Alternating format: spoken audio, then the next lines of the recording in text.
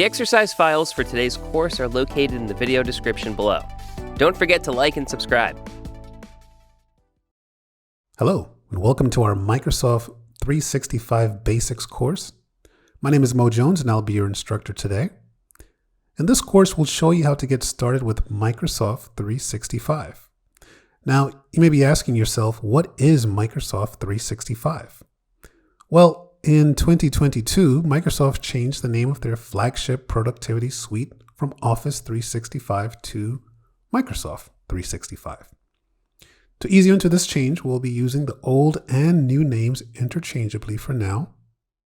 In this course, we'll cover some essential tools and techniques from Microsoft 365's top apps.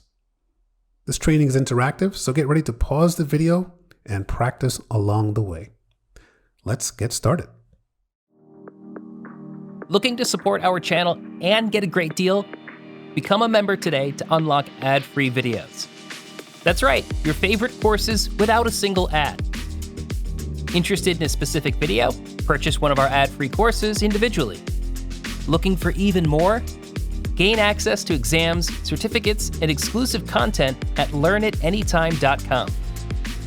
More information can be found in the video description below. Let's take a look at our course overview for today. We'll be covering these 4 applications in Office 365. We'll be covering Excel and PowerPoint essentials, so what do you need to know in order to get started with PowerPoint and Excel. We'll start off by navigating Excel and creating a spreadsheet. We'll take it a step further by using Excel's basic functions such as sum, max, min, and average. We'll go ahead and navigate the PowerPoint interface and manipulate some of the core components. And we'll design a presentation together by using templates, themes, and layouts. For Module 2, it's about collaboration and communication with Outlook and Teams. So we can be more efficient when managing your Outlook mailbox. We'll talk about attaching files in an email message. Then we'll transition over to Teams. We'll use call, video conferencing, and screen sharing features. And we'll go ahead and set up some collaborative teams and topic channels so that we can get some collaboration going on as well. So at this point, what I want you to do, go ahead and open up your web browser. And if you're using Microsoft Edge, the latest version, that's the preferred browser for Office Online. Go ahead and navigate to www.office.com and I'll meet you there. Once you navigated to office.com, you should see your home screen. At this point, go ahead and launch Excel and we'll go ahead and jump right in.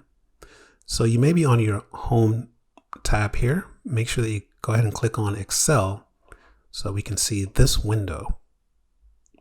And once you have Excel open, since we're starting with this application, let's take a look at the interface and try to make some sense of all of these different icons that are on this start screen here.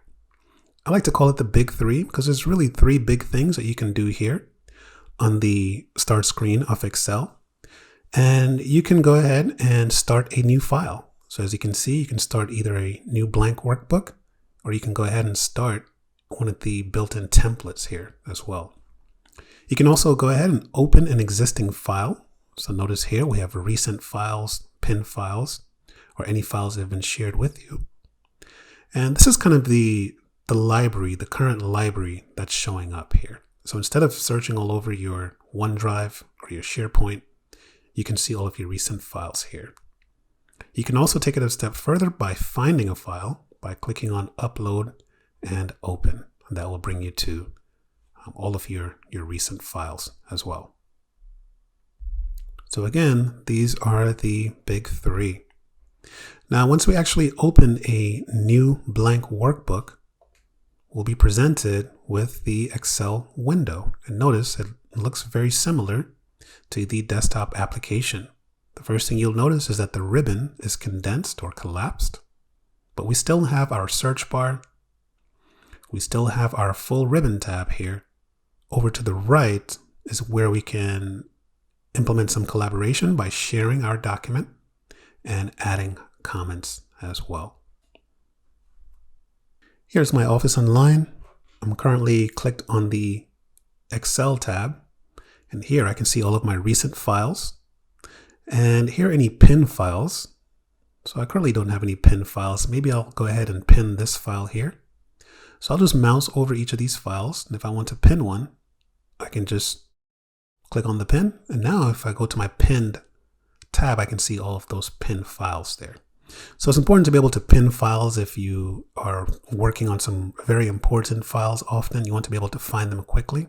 You can go ahead and pin those. If there are any files that were shared with you, that would show up here.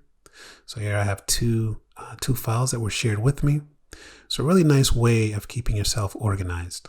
If I want to open any files, I can click on Upload and Open, and that will actually open up a window for me that I can search for various files. So as you can see, I can go ahead and navigate my computer, or my OneDrive in this case, and open various files. I can also go ahead and access more in OneDrive. If I want to see a more extensive list of my documents here, I can go ahead and do that. Let's take a look at some of the templates that are available here. So if I click on More Templates, and if I scroll down, I can see some pre-built templates. So now these are templates that professionals have worked on. The colors are very nice. They're very complete. They have a lot of functionality, and we can basically use these for free. And we can just simply replace the data that's currently in there and really make it our own. We can also search for templates by searching here. So maybe I'll search for a budget.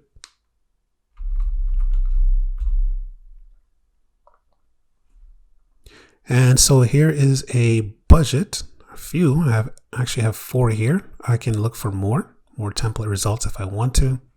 Here is a quick family budget. We'll take a quick look here, because what we'll notice is that this interface that we're taking a look at is going to be the same for PowerPoint, kind of the same layout. So we'll take our time now and just kind of go through this here. So here's a family budget. So if I click here, it's going to go ahead and launch this file for me. And so typically it will provide some instructions on how it works. But as you can see, I can go ahead and enter information here. I have 3 worksheet tabs here on the bottom. So I have one for cash flow, one for monthly income, one for monthly expenses. And so if you don't want to just go ahead and create one of these from scratch, feel free to use this template. Let's take a look at the monthly income worksheet tab.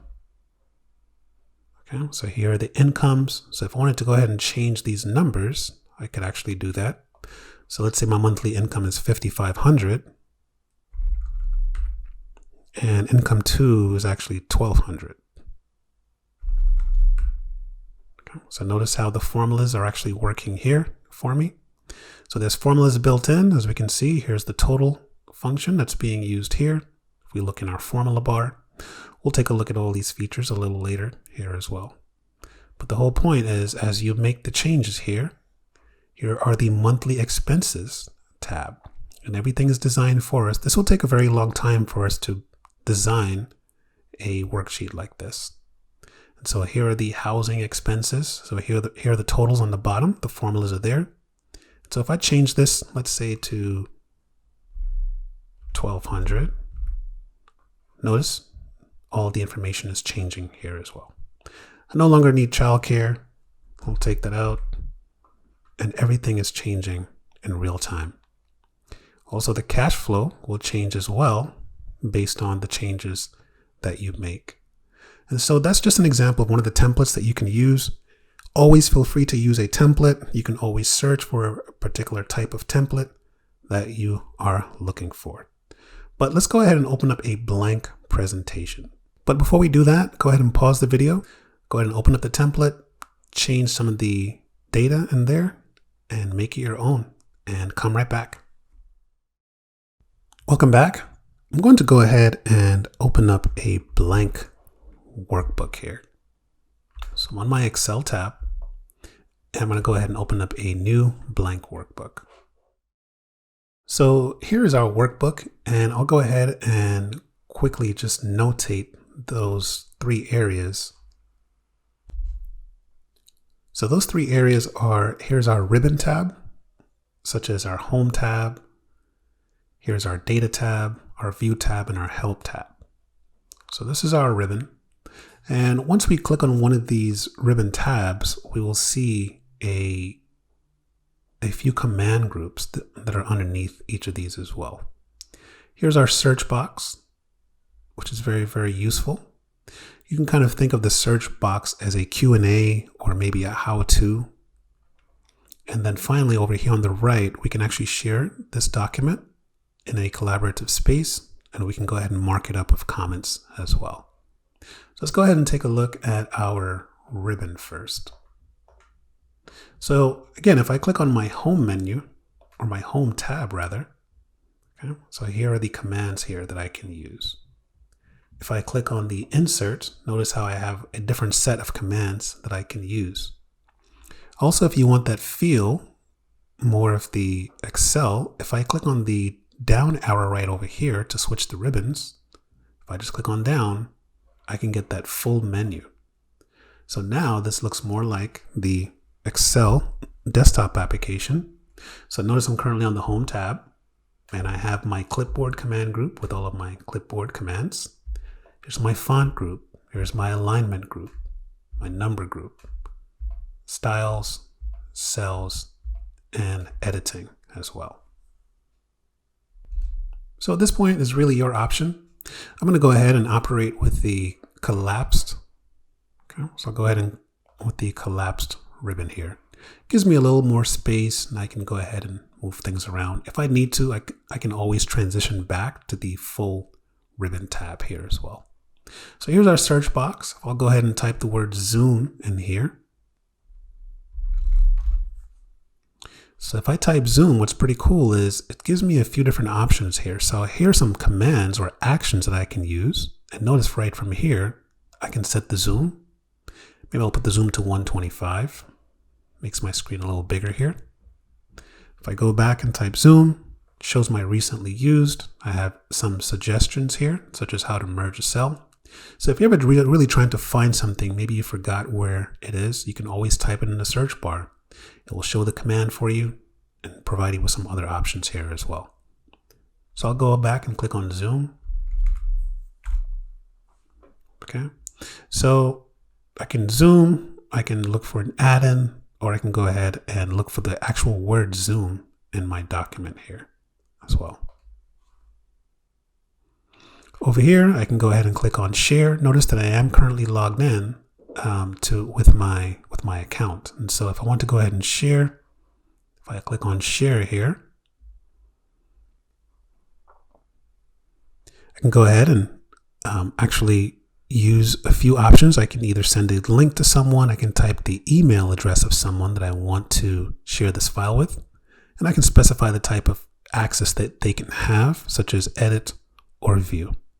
I'm not going to share this file right now. I want to go ahead and jump in and start getting some things done here. So I want to make sure that I'm on my home tab because I'm going to be using some of the commands here on the home tab. Now notice I can activate different cells by simply just clicking around here on the worksheet tab. I can move around. I can use my arrow keys. If I press down, I go down. I can press up. If I press to the left, I jump to the left. If I can go back to the right. So this sounds very basic, but this is very important. We need to know how to kind of move around here. So if I press enter, it's going to go down. Press enter again, it goes down. If I press tab, it goes to the right. If I hold down shift and tab, that goes to the left. So I can do that. I can move around by clicking. I can move around by using my arrow keys. I can press the enter key, or I can press the tab key there as well. For our first example, let's go ahead and just highlight all of column A. So here's column A. So notice our columns are vertical. So they go basically up and down. So here's our column, here's column A. And then we have our rows. So here's row 15. Our rows go horizontally. So here's row 16 in this case. Okay, so here we have it. We have our columns, our vertical,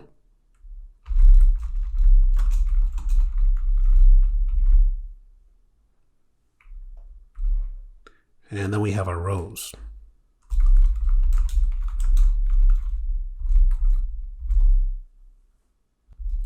Now, very important, the intersection of a row and a column is called a cell.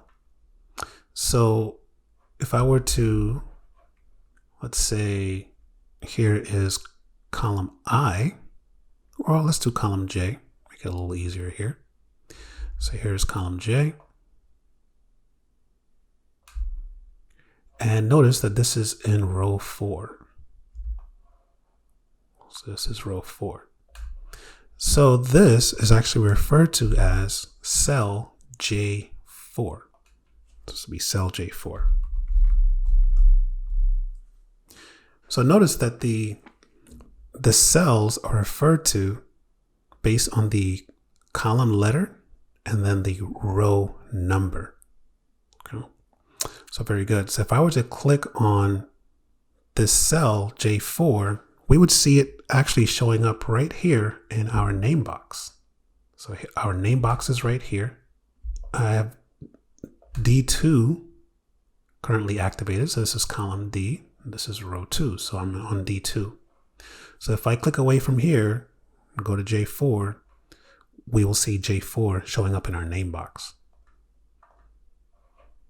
So as you can see, here's J4 and here's J4 showing up here as well. Another important thing is just to be able to move around. Okay, so I can go ahead and select a cell. So I can select cell A1, but very important, what I want to do is select multiple cells. I want to select all of these cells from A1 all the way down to row 10. So what I want to do is click on cell A1. While my left mouse button is still depressed, I'm going to go ahead and drag down.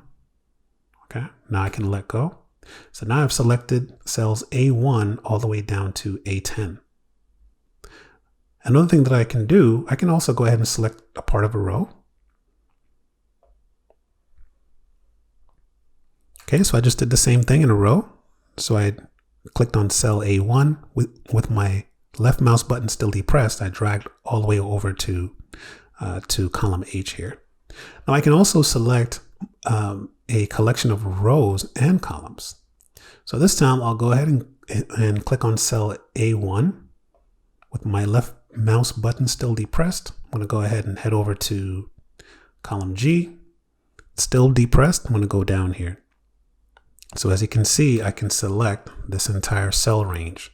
So this is called a cell range, and this is referred to as A1, which is the beginning of this cell, down to G10. So in this example, we have a cell range that's selected. So that red box is called a cell range, and the name of that cell range is A1 all the way down to G10. I know it sounds very basic, but it's very important to know how to kind of move around. So go ahead and practice. Go ahead and highlight some cells. Practice pressing the Enter key, up, down, left, right, and the Tab key as well. Familiarize yourself with the different ribbon tabs here. Take a look at the commands that are available under each one, and come right back. Welcome back. Well, one of the really nice features of Excel is being able to use shortcuts. I'm going to go ahead and hold down my Alt key on my keyboard. And when I let it go, it shows me all the shortcut mappings for my ribbon tabs here. So notice how if I want to go to the Home tab, I can hold down the H key or Alt plus H. If I want to go to the Formulas tab, Alt plus M. Or if I want to share, I have a combination here, so Alt ZS. So right now I'm currently on the Home tab. If I want to go to the Insert tab, I can press N. And notice how that brings me to the Insert tab. Now that I'm on the Insert tab, if I want to insert something, maybe I want to insert a picture. If I press P, that will open up my dialog box to open up a picture. And now it just keeps going. So if I want to upload a stock image, I can press S. That opens up my dialog box here for a stock image. So these are just some mappings here. Again, just by holding down the Alt key and letting go, it will reveal all of the options available to you. So just a really nice way. If I press H, I can go back to my Home tab. And if I want to go ahead and color this cell, let's say the current color is yellow. If I press H here, I can go ahead and choose a color. And as you can see, as I mouse over each color here, it's giving a fill color there as well. So those are the mappings for the shortcut. Go ahead and hold down your Alt key, and then just go ahead and let go. And go ahead and play around. And drop into the different ribbon tabs and see if you can find any shortcuts that are really, really useful to you. To remove the shortcuts, you can just basically press the Escape key, and that will toggle you out of that mode. So right now, if I just press Escape, that brings me back to normal here. So go ahead and play around with those shortcut keys and maybe write some down that you find useful and come right back. Welcome back. Well, let's go ahead and start building our worksheet here. So what we want to do, we'll create a fictitious cafe and we'll call it My Cafe. So I'll go ahead and click on cell A1 and I'll type My Cafe. I'm going to go ahead and press enter. That brings me to cell A2. I'll go ahead and press enter again. In cell A3, I want to start creating my products table. So there are my products. I'll go ahead and press enter. So this entire sheet is going to have all of my products. So I'm going to go ahead and give this sheet a name. Notice down here, it's called sheet 1. I can right click on it and I can say rename. So let's go ahead and rename that. And I'll change this to products. I'll go ahead and click OK. And as you can see, I have a products worksheet tab. We'll add some more worksheet tabs as we go along, but let's focus on this worksheet here. What I want to do now, I want to go ahead and add some beverages here. And I have a few fields, right, or descriptive headers that I want to use to describe my products. So on cell A4, I'll type the word, maybe product number.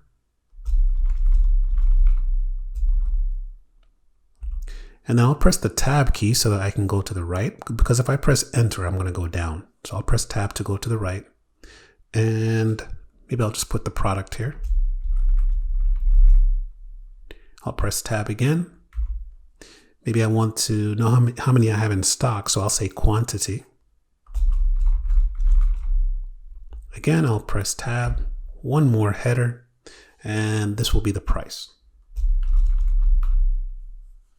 Very good. At this point, what I'll do is I'll go ahead and change the font just for presentation purposes, just to make sure everything is nice and big. So I'll go ahead and click on my all here. So right here, right underneath my name box, this little triangle here. So if I click here, that will select all. Notice how it selects everything here on my workbook. I'll go ahead and change the font. So on my home tab, I'll go ahead and change it so that all the font will be, let's see, I'll make this 14. I want to make it too big here. There we go. So now we have a little issue here. We can see that the quantity is kind of being cut off here. So what I can do, I can go up and make this column wider so that I can see my full word here of quantity. So what I can do, notice when I go up to column C, I have a pointing finger. If I move to the intersection of column C and D, my icon changes. That tells me that I can go ahead and resize the column. So I'll go ahead and just resize the column until I like it. Maybe I'll go ahead and resize this one here as well. And that looks pretty good. At this point, what I want to do, I'm going to go ahead and bold all of my headers. So I'll click on cell A4 while the left mouse button is still depressed. I'll drag across. And on my home tab, I'm going to go ahead and click on bold. Very good. All right, so at this point, I just need to go ahead and enter my product number. I'll start with maybe 101.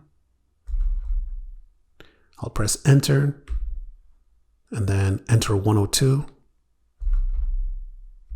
Now, I think at this point, maybe I'll start off with 5 items, but I don't want to type 103, 104, and 105. Excel recognizes patterns. So what I'm going to do, I'm going to go ahead and highlight these first 2 here. So 101 and 102, I'll go ahead and select those. At the very bottom right of that cell, we see a little green square.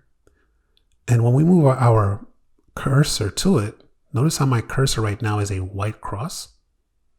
Bottom right turns into a black cross.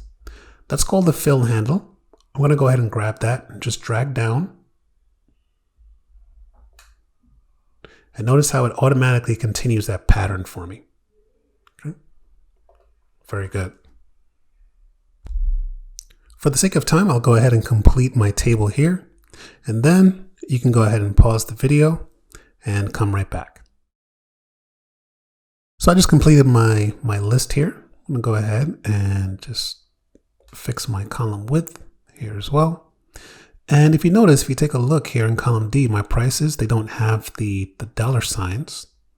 So I want to go ahead and grab the dollar sign here. So right here on my home tab, I can go ahead right next to my general, I can go ahead and grab the currency.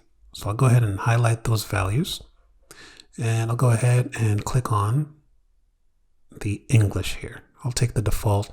If I want more accounting formats, I can click here.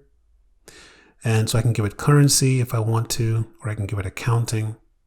Okay. Maybe I'll give it currency. I'll just go ahead and click OK. So there are my dollar signs here as well. Well, at this point, go ahead and complete your table. Pause the video, complete your products list here, and come right back. Now that we have our products list complete here, I'll just make a few minor adjustments. I want to go ahead and make sure everything is center aligned. So I'll go ahead and copy all of my headers here, or select all of my headers rather, and all of my data. And on the home tab, I'm going to go ahead and align. I want the center alignment. So that looks a lot cleaner here. And maybe what I'll do for my products here, I'll go ahead and merge. So I want to use the merge command. So I'll click on A3, I'll drag it all the way across to D, and I'll go ahead and click on my drop down for merge, and I can say merge and center. So now I have a little kind of like a title here for my products list as well. Very good. So I'm finished with this worksheet tab here. I want to go ahead and duplicate it so I can start to add a orders table over here to my right. So I'm going to go ahead and right click on my products worksheet tab and I'll click on duplicate. Notice how that duplicates it for me. It places it to the left.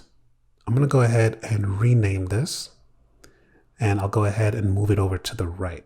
So I can just click on it and drag it so that it's after my products worksheet tab. So I'll go ahead and rename this. So I'll right click and rename it. I can also double click as well if I want to rename it. And I'll call this orders. And I'll just use this worksheet tab to kind of, use it as a space to develop my order form before I complete it. So I'll go ahead and click OK. So notice it copies everything exactly. So here is my products worksheet tab. And here is my orders worksheet tab. Okay. So as we can see, the only thing that did not carry over was the zoom. So I'll go ahead and zoom in, my zoom level here. I'll put it at, there we go. Try to get to 125.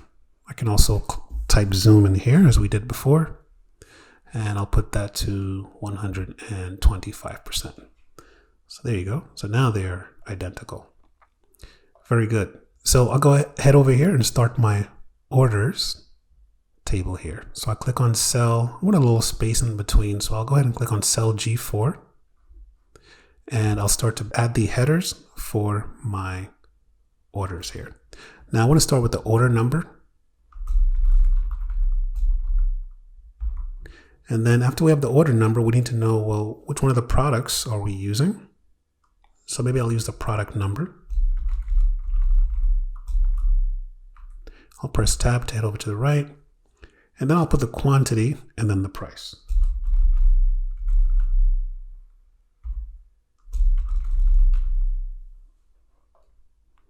There we go. I'll go ahead and bold these as well. Very good. And so what I'll do, I have a few of these columns that are kind of cutting off my headers here. So this is another option. I'm going to go ahead and highlight all the columns here. So G, H, I, and J. And if I move to the intersection of any of these columns here, I'll double click. And notice how it auto fits all of those columns for me. Okay. So I'll do that again. I'll go ahead and like that.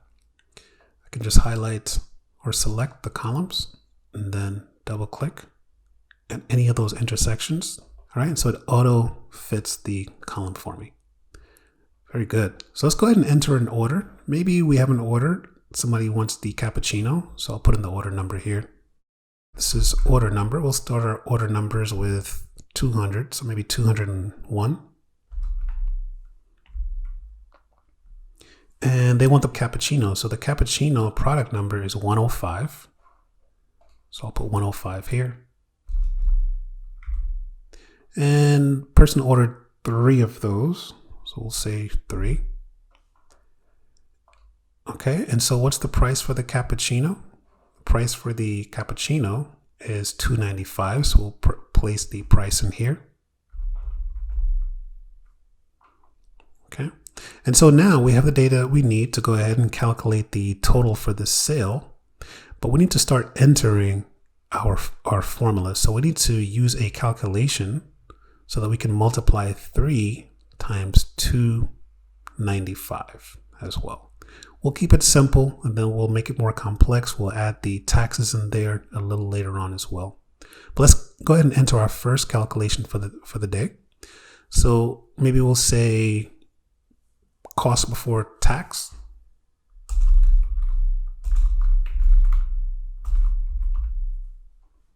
Okay, so cost before tax, one word. I'll go ahead and bold that as well.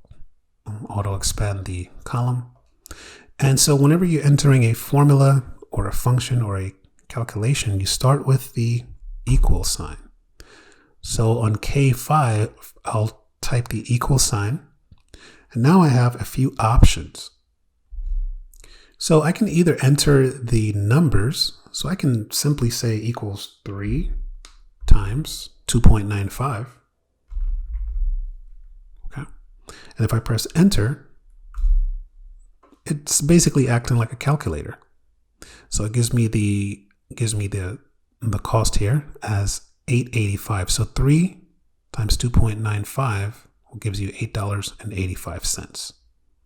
The other thing that I can do is, well, I can, instead of typing the actual number, I can use what's called the cell reference.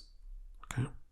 And so with the cell reference, what I want to do is I want to go ahead and multiply whatever is in cell. Okay, so this is cell I5. I want to go ahead and multiply it by whatever is in cell J5.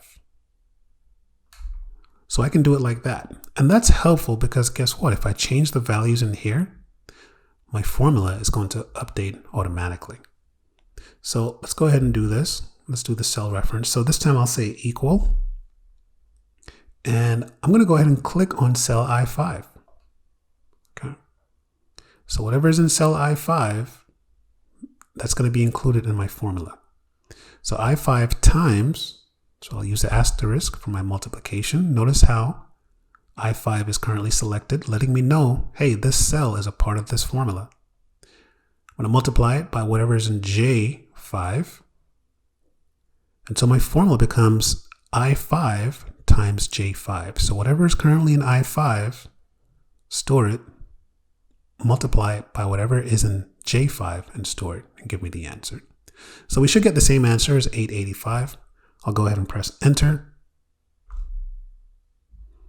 And there you go. So we have the same there as well. So we learned a few things. To start a formula, you need to start with the equal sign. You can either type in the numbers that you want to calculate, or you can use the cell reference. Now here's the advantage of using the cell reference. What if this person wanted 4? They changed their mind. They want 4 cappuccinos and not 3. If I enter 4 here, I don't want to have to enter the formula again.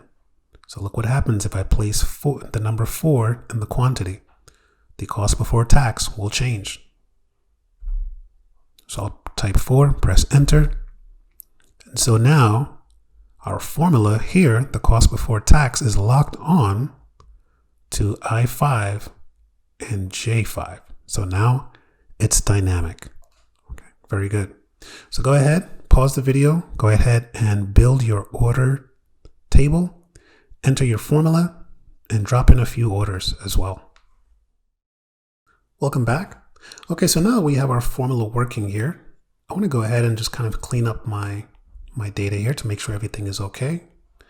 And one of the things I realized over here on my products list, I have something incorrect here. So on cell B7, I have my large cafe with milk. This should be a small cafe with milk. And in B8, this should be large. So I need to go ahead and switch these around here. So what I like to do, notice if I click on this cell, if I start typing, it's going to erase everything in there. I like to go up to the formula bar. So right here is our formula bar. Pretty helpful. I can expand the formula bar as well. If I click on this little arrow here. Okay. And I like to come in here because now it gives me the freedom to kind of click around and move things. So I'll change the large to a small. And I just need to go ahead and click away from the cell to go ahead and complete the command here. So that's good. So now I need to change this small cafe with milk for product 104. This should be a large cafe with milk. So if you want to, you can actually edit it right here in the cell. Just go ahead and double click in the cell. So now notice my cursor is blinking. That tells me I can move around in the cell here. And I'll change this to a large. Very good. So before I come over here and kind of complete my order table, what I want to do, I want to keep track of the inventory here as well. So maybe what I can do is maybe I'll insert another sheet here. So I'll click on the plus sign here and I can go ahead and insert another sheet. So right here. So that inserts a sheet to the right. I'm going to go ahead and right click on there and rename it. And I'll call this one inventory. And what I want to do is just focus on inventory. I'll put in some formulas in here to kind of keep things on track as well. So I'll go back to my orders table here. And I'm going to go ahead and copy all of this. So I'll go ahead and select from cell A4 down to D9. I could go ahead and right click here, or I can use my clipboard.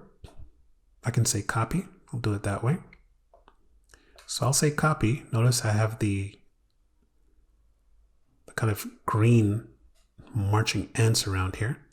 I'll click on my inventory worksheet tab and I'll give it a little space. I'll probably drop that here in cell A3. So I can right click if I want to. And notice when I right click, I have different paste options. So I can paste it as is.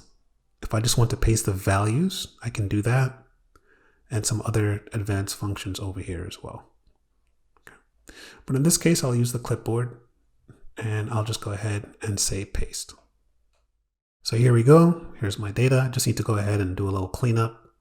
I'll go ahead and click on my all here. And I want to auto size all of those columns. Very good.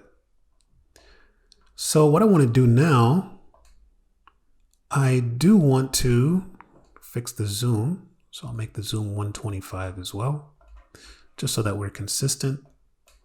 And I want to add another column here. So what I want to do specifically is I want to insert a column right in between the quantity and the price. And I'll call that maybe quantity needed, right? Because maybe we want to make sure that we always have at least 25 in stock. And so we need kind of a running list to show us what we need to order here. Now, when you insert a column, it inserts to the left. So there's a few ways to do this, but what I'm going to do is I'm going to go ahead and click on column D, okay? Because remember, if I insert a column, it inserts it to the left. So if I click on column E, insert a column, it's not going to help me. So I'll first select column D, then I'm going to go ahead and right click. And then I'm going to go ahead and insert a column. So notice how that inserts it to the left for me. So now I can go ahead and call it maybe quantity needed.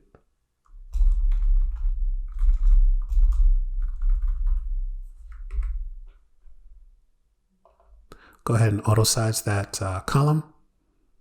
So what I'll do here is I'll maybe create a little space here, and I'll just say inventory needed.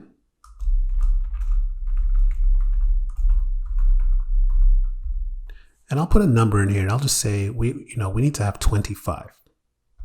So I'll put the number 25 in there. I'll bold this as well, just so it stands out a little bit. And maybe I'll go ahead and add a border around this one here. Maybe I'll do thick outside borders. And if I want to give it a fill color, just kind of make it stand out, maybe I'll do something like this. Okay. So that way we know inventory needed is 25. So now I want to go ahead and just kind of automatically have this column populated. And so what I'm going to do, for example, I currently have 15 of the small Cafe Black in stock. So I need 25. So I know that I'm short 10. So what I'm going to do is enter a formula in here. So I'll say equals the inventory needed minus the current quantity. So equals C1 minus C4. If I press enter, it gives me 10. Very good. So now I know that I need to have 10 in here. Very good. Now, before we take care of the rest of these, we will need to use absolute referencing for the remainder of these calculations here to save us some time. So we'll come back to this. We'll go back to our orders worksheet tab. And as you notice, I did enter a few items here. So I have order number 202, 203, and 204. All the information is entered here already. I just need to do two things. I need to go ahead and grab the currency for my prices and my cost before tax. And then I need to go ahead and copy the formula or write the formulas here to go ahead and calculate the cost before tax. So I'll take care of the prices first. I'll go ahead and drop in my currency there. And even though I don't have data in these cells yet, I'm going to go ahead and set these up ahead of time. Now, one of the cool things is, notice I have my formula in here, right? So 1180, it's I5 times J5. I don't want to have to type this formula again and say, I6 times J6, and then I7 times J7, and then I8 times J8. So what I can do, the same way that we were able to kind of autocomplete these product numbers here by grabbing that fill handle, well, I can use that to copy this formula down. So I'll go ahead and click on cell K5. I'll locate the fill handle, the little square in the bottom right. I'm going to drag it down here. Now look what's going to happen. So it copied the formula down and it completed my order table for me. So very good. So it saves you a lot of time. Imagine if you had 100 orders, you would not want to write the formula 100 times. You can just fill down and it will take care of it here as well. Now, very important, here's how that worked. Let's take a look at the formula that's here in cell K5. I'm going to press the F2 key on my keyboard to show me the formula. And if you take a look at that formula, so it's I5 times J5. So here's the blue and the red. I'm going to go ahead and press escape. I'll go down to the next one. I'll press F2. And as you can see, when I copied the formula down, it's using what's called relative referencing. So basically, as I move down each row, my formula is moving down a row each. So notice this is I6 times J6. If I go down here, this should be I7 times J7. And it is. So it moves relative to where I'm copying that formula. So that's relative referencing. So go ahead and copy your formulas down. Go ahead and make these changes. Also go ahead and insert the new worksheet. Go ahead and copy over the products to the inventory worksheet tab. Go ahead and insert the column here as well. And come right back and we'll talk about absolute referencing. We'll take care of the inventory table. Welcome back. Well, let's go ahead and talk about absolute referencing. So let's make sure that you're on the inventory worksheet tab here. And remember, we inserted this column. We want to calculate the amount that we need, the quantity needed to fulfill our inventory.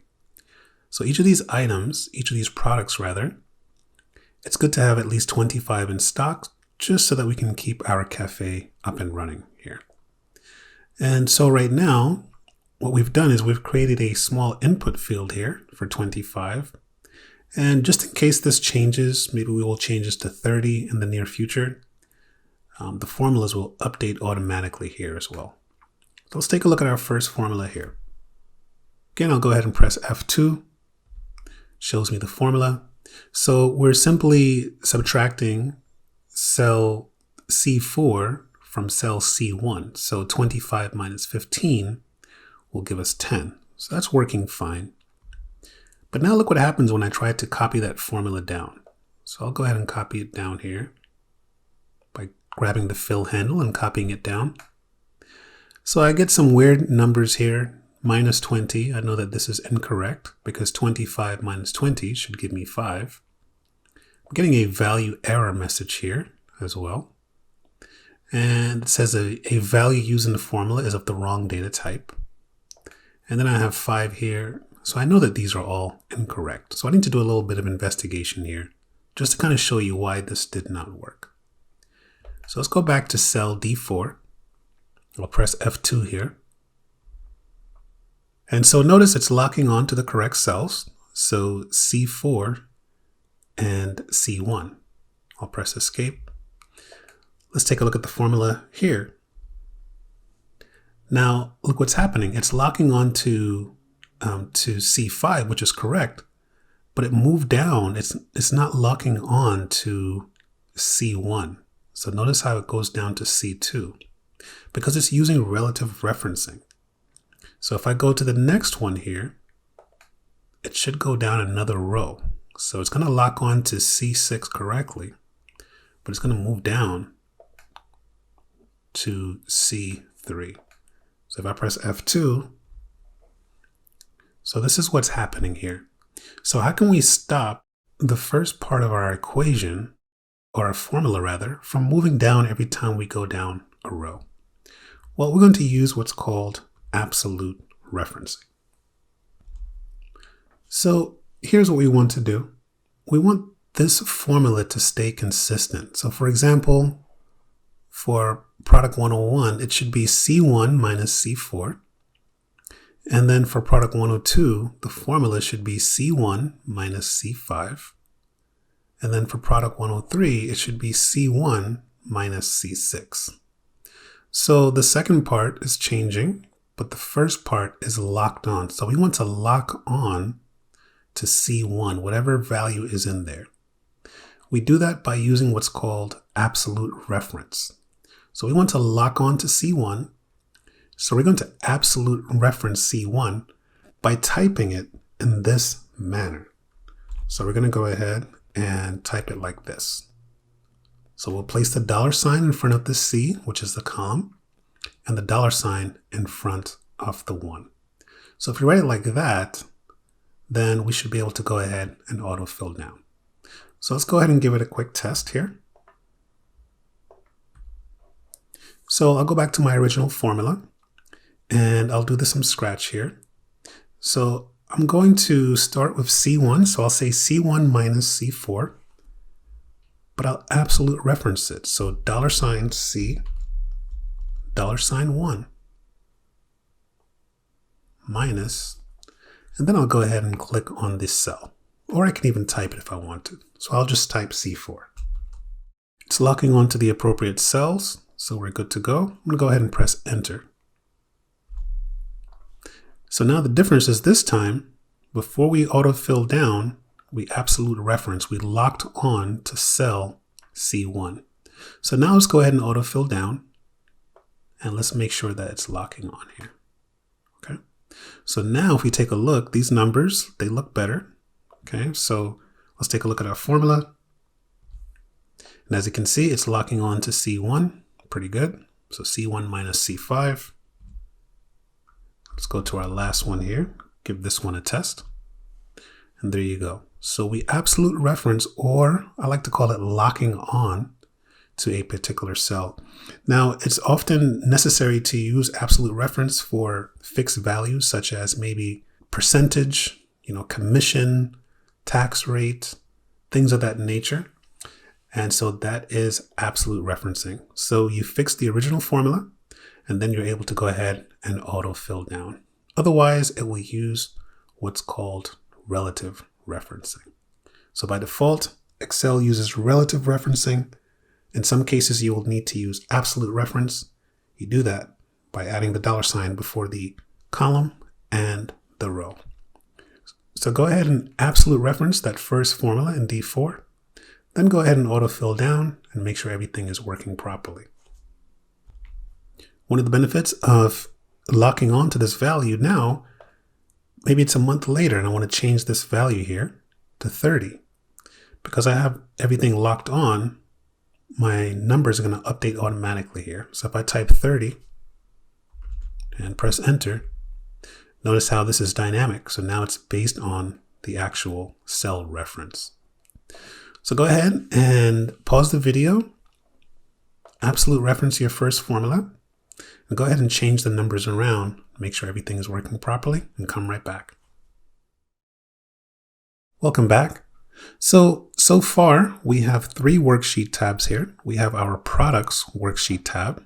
That just basically has our 5 products here. And then we have our orders worksheet tab. So this actually has our products and our order table here. We're able to add some calculations in here as well. And then we have our inventory that's keeping track of our inventory as well. So what we want to do right now, we want to go ahead and maybe run some numbers here based on the information that we have here. And over on our home tab, we have this auto sum feature. So here's auto sum. And if you click on here, you can drop in some functions such as the sum function, average, count numbers, max, and min. We can also access more functions from here as well. But let's go ahead and take a look at the formulas tab and see what other functions there are. So if I click on the formulas tab here, I have several options here available to me. What I'm going to do, I'm going to go ahead and expand my ribbon here so I can see some more options. Okay, so if I expand my ribbon, now I can see here is the function library. Okay, so I'm on my formulas tab and I have a function library. I have some formula auditing and I have a calculation. But over here, we have different types of functions that we can use. So as you can see, we have the auto sum that's also available on our home page. We have various financial functions, logical functions, text functions, and then we have more functions over here. So for example, let's go ahead and take a look at some of the financial functions that we have. So as you can see, it's a very exhaustive list of functions here. We have some date and time functions that we can use. Okay, and as we just mouse over each of these functions, it tells us what the function does. So the date returns the number that represents the date in Microsoft Excel. So every date has an actual numerical value, and we can get that serial number by using this function here as well. Here's our famous today function, which always drops in or returns the current date as well. All right, and so this is really how these functions work. There's a lot of logical functions that are very popular, such as the if function, but we'll cover these another time. Right now, we just want to go ahead and focus on the auto sum, average, max, and min. So we want to go ahead and maybe create a few fields down here to keep track of our inventory. So maybe we can say total inventory in stock and total needed. So we can actually maybe put this over here. So I can say total in stock. And maybe we can say, what is our highest? Or maybe we can just say high. High and low. So in this case, we want to see what is the total that we have in stock? How much do we need? What's our high? So right now, the highest amount we have is product 102, which is 20. And our lowest is the product 104. So for the total, I'll go ahead and drop in. I'll click on cell H3. I'll click on the drop down. I'll type in auto sum. And what I need to do here for the auto sum function is I'm going to go ahead, so we can do it right here in the cell. So we have the parameters here, number 1, number 2. What I want to do, I'm just going to go ahead and highlight the total quantity here. So I'll highlight these values. So my formula becomes the sum of the cell range C4 down to C8. So if I press enter now, it tells me that I have 72 total in stock. So that's how the auto sum function works there. I'm going to head over to the high. I'll evaluate the same range here, and I want to see which one is showing my highest in stock here. So I'll click on auto sum and I'll say max. So the max function returns the highest number in a range. So I'll click here. It tries to look around. It's assuming that I want to, evaluate these cells. That's not what I want. I'm going to go ahead and highlight these cells here. Go ahead and press enter. If you feel more comfortable, you can head up to the formula bar and then go ahead and press enter. In this case, my parentheses, I have the open parentheses and the closed parentheses. And there you go. So the high is 20, which is correct. Product 102. And then the low, I'll go ahead and drop in the min function for this. Represents the smallest number in a range of data. And so this time I'll go ahead and highlight this again.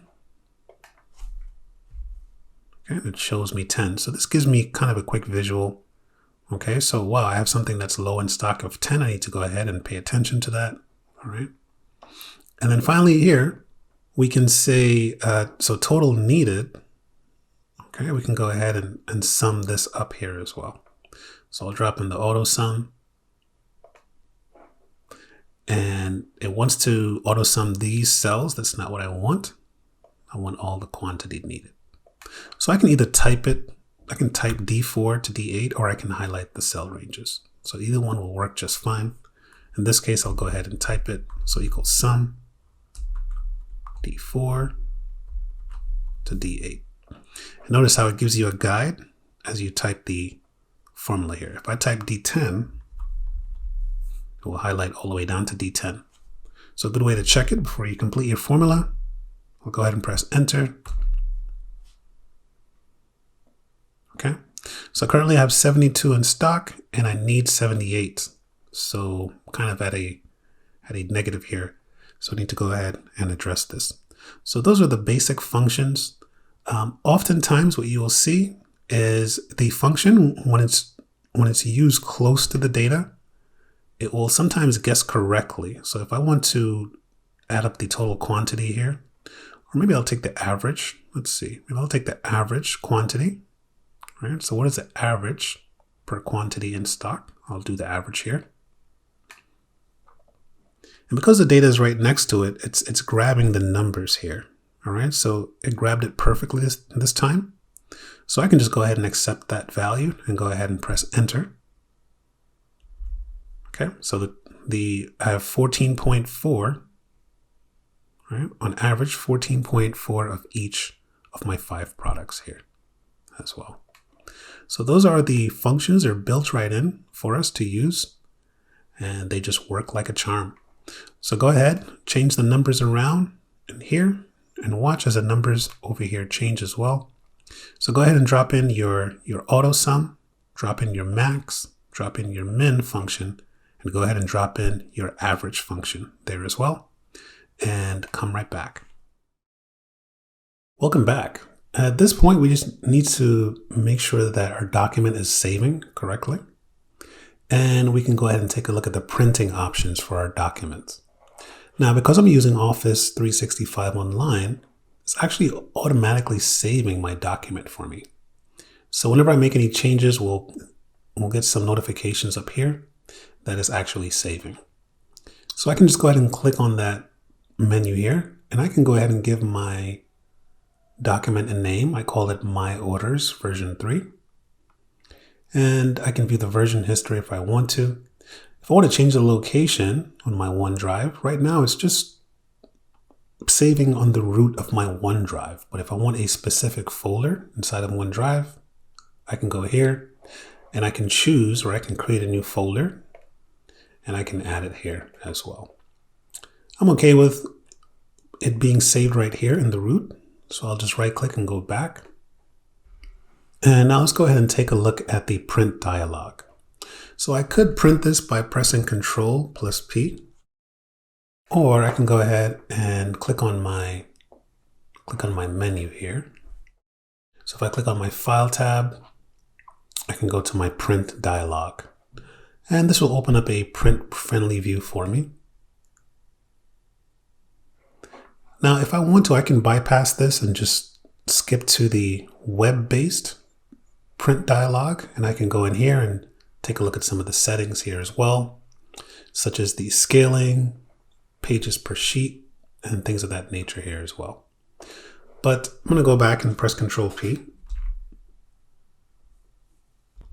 So it is a two-step process. After you basically configure your settings here, you'll be taken to the browser-based print dialog, which allows you to print to a PDF for the modern browsers, or you can print it to your actual printer.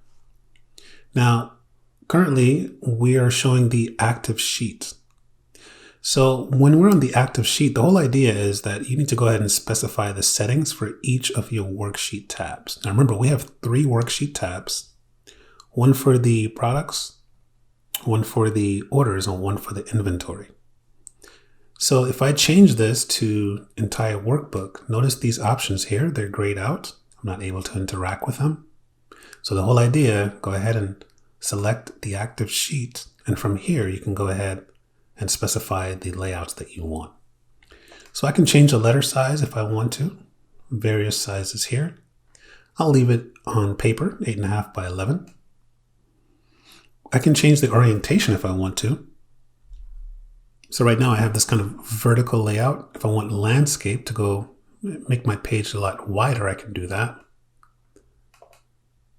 And it's giving me a really nice preview on the left. This is an accurate preview of what your printout would look like. Now here are some margins here. So the margins are kind of the invisible border around our document here. So we can change it if you want to. This is pretty big. If I want to use narrow, I can change it. It will place my data closer to the left margin here. So if I choose a narrow margin, notice how it moves it closer to the border here. The other thing that we can do is scaling, which is very useful. If we have a lot of data and it's spilling over into multiple pages, we can use the option to fit sheet on one page. That will make sure that everything fits on one page.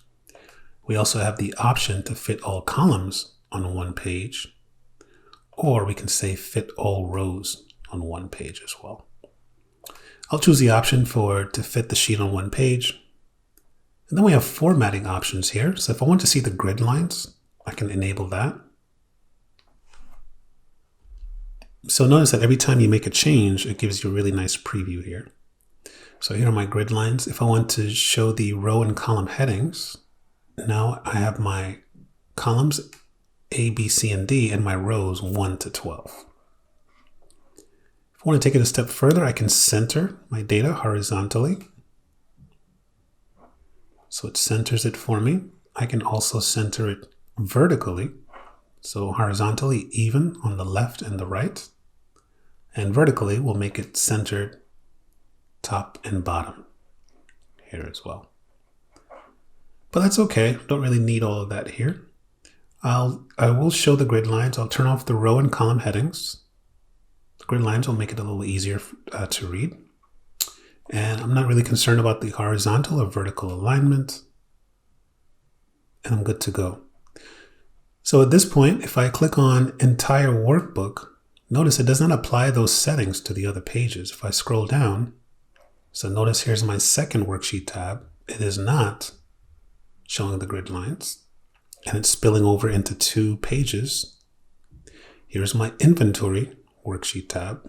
It's currently on 1, here on 1 as well, so that's okay. So what I need to do is go back to my workbook and customize each individual worksheet. So for my orders worksheet tab, I'll go back to my print dialog here, and then I'll just go ahead and select the active sheet. Okay. And right now it's currently spilling over into 2 pages. So I want to use the scaling to fit the sheet on 1 page, or maybe I'll do fit sheet on 1 page. Very good. So I'll go back and I'll grab my third worksheet tab for the inventory and go ahead and repeat the process as well. And so once we have that, everything is good to go. We can go ahead and print the entire workbook. Again, this will open up the browser-based printer dialog box. If we need to make any other changes, we can hop into more settings. And so at this point, I have 3 sheets of paper, and we can scroll through the different sheets, make sure everything is okay. And from here, I can go ahead and save this as a PDF. So I'll go ahead and save that. And let's see, I'll save it here. Give it a name. And so that saves it for me. So go ahead and make sure you save your document to a specific location, or you can leave it right in the root of your OneDrive.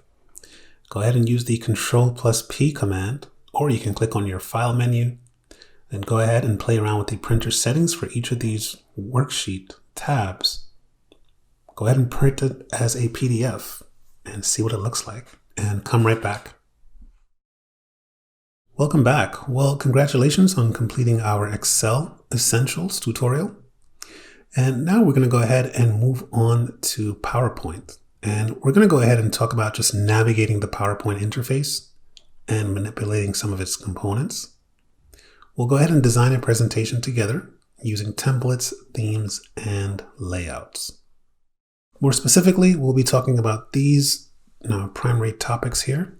We'll start off by selecting a presentation type. We'll take a look at some shortcuts, and we'll go ahead and build a presentation by formatting text, inserting and formatting images, shapes, objects. We'll provide some simple animations, and then we'll go ahead and review our presentation. So go back to your office.com home and go ahead and launch a blank PowerPoint presentation. I just went to my PowerPoint main screen here, and as you can see, we have a similar layout for our start screen. We can start a new presentation. We can open an existing one. We can search for one, or we can go ahead and explore some themes here as well. I'm going to go ahead and open up a new blank presentation. And we see more similarities. Okay, so here is our ribbon right? So those same three areas. I'm going to go ahead and close some of these things right now, such as the designer. We'll talk about that in a moment here. Okay. So here's our ribbon that we have. We also have our search bar right up here. And so really a identical layout that you'll notice here across the different Office products. And so we can accomplish a lot of the same things here. Some of these are actually named the same, such as the Home tab, the Insert tab, the Design tab as well. So what we want to do, let's go ahead and choose a design. So we'll go ahead and click on Design. And we want to go ahead and start creating an actual presentation.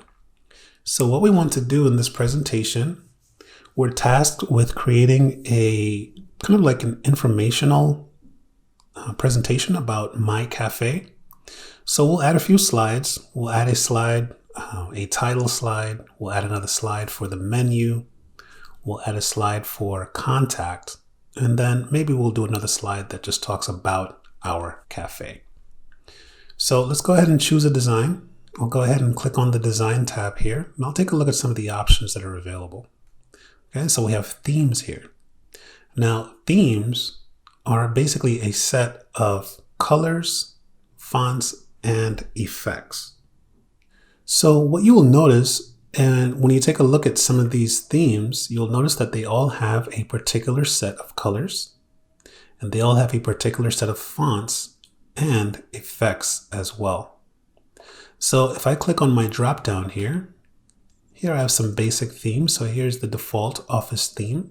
If you take a look on the bottom here, you can kind of see some of the colors that are accessible from this theme here. So we have blue, orange, gray, yellow, another variation of blue, and another variation of green.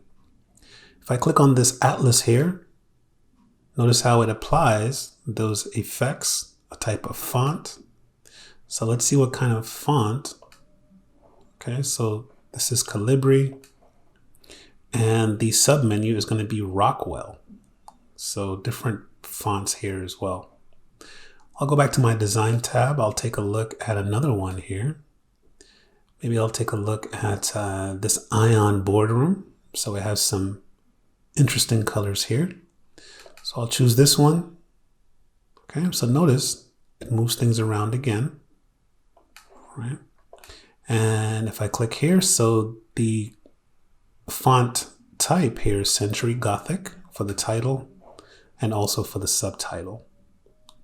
So at this point, we just need to go ahead and choose what colors we want and what fonts we want here as well. One thing to point out is that when you do select a theme, you have different variants of the theme here.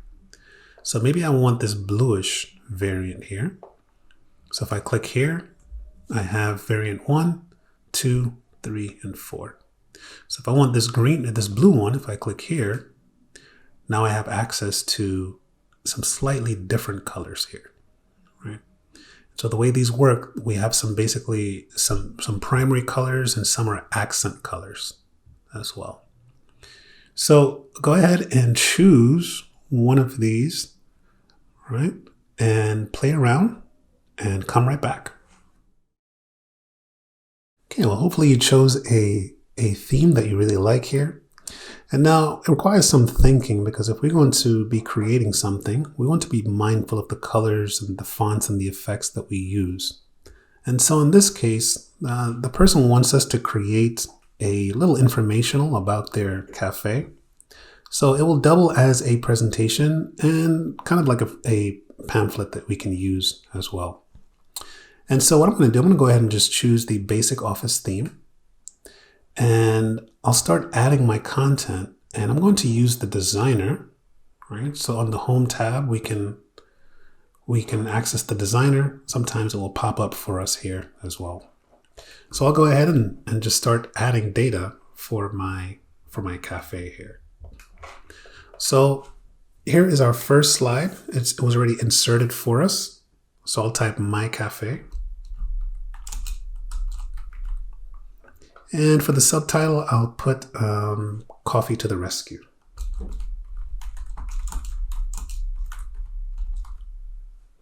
So Coffee to the rescue. And at this point, I can go ahead and take a look at my designer over here on the right and to see if I like anything that kind of stands out. Maybe I'm looking for a particular type of color. Okay. So maybe none of these are doing it for me. I'll go ahead and click on See More Designs on the bottom here. And it will constantly kind of refresh and provide me with some more options. Okay, so as you can see, there are a lot of options here that we can use. And if you still don't find anything you like, you can always come back. I'll click on See More Designs here, looking for something a little more specific here. I actually like this option. I like this layout. Let's see if there's anything else here. Okay, so maybe I'll choose this one here. And just like that, it just kind of drops it right in there for you. So I can always come back and make some changes if I want to. At this point, what I want to do is I want to go ahead and insert a new slide. We're going to have several slides. So right here on the Home tab, I can click on the drop down for a new slide. So I'll go ahead and do that. Now, very important, when you're inserting a slide, you have what's called slide layouts. So here is a title slide layout. Here is a title and content slide layout. Here is a section header layout, to content. So these are all content placeholders here. And then we have a comparison. So comparison is good because you can really compare two items side by side or two objects and have some caption there as well. If you want more space, you can just select title only and you'll have pretty much a blank canvas that you can insert your own, maybe some text boxes or some images or some objects or some shapes or some icons. We'll take a look at those. We have a blank slide layout. Okay. And then we have a content with caption. So on the left, we'll see our menu on the left or a title on the left and our content on the right. And then we have a picture with caption here as well. So different options. I'll go ahead and keep it simple. I want to insert a title and a content. So I'll go ahead and click on here.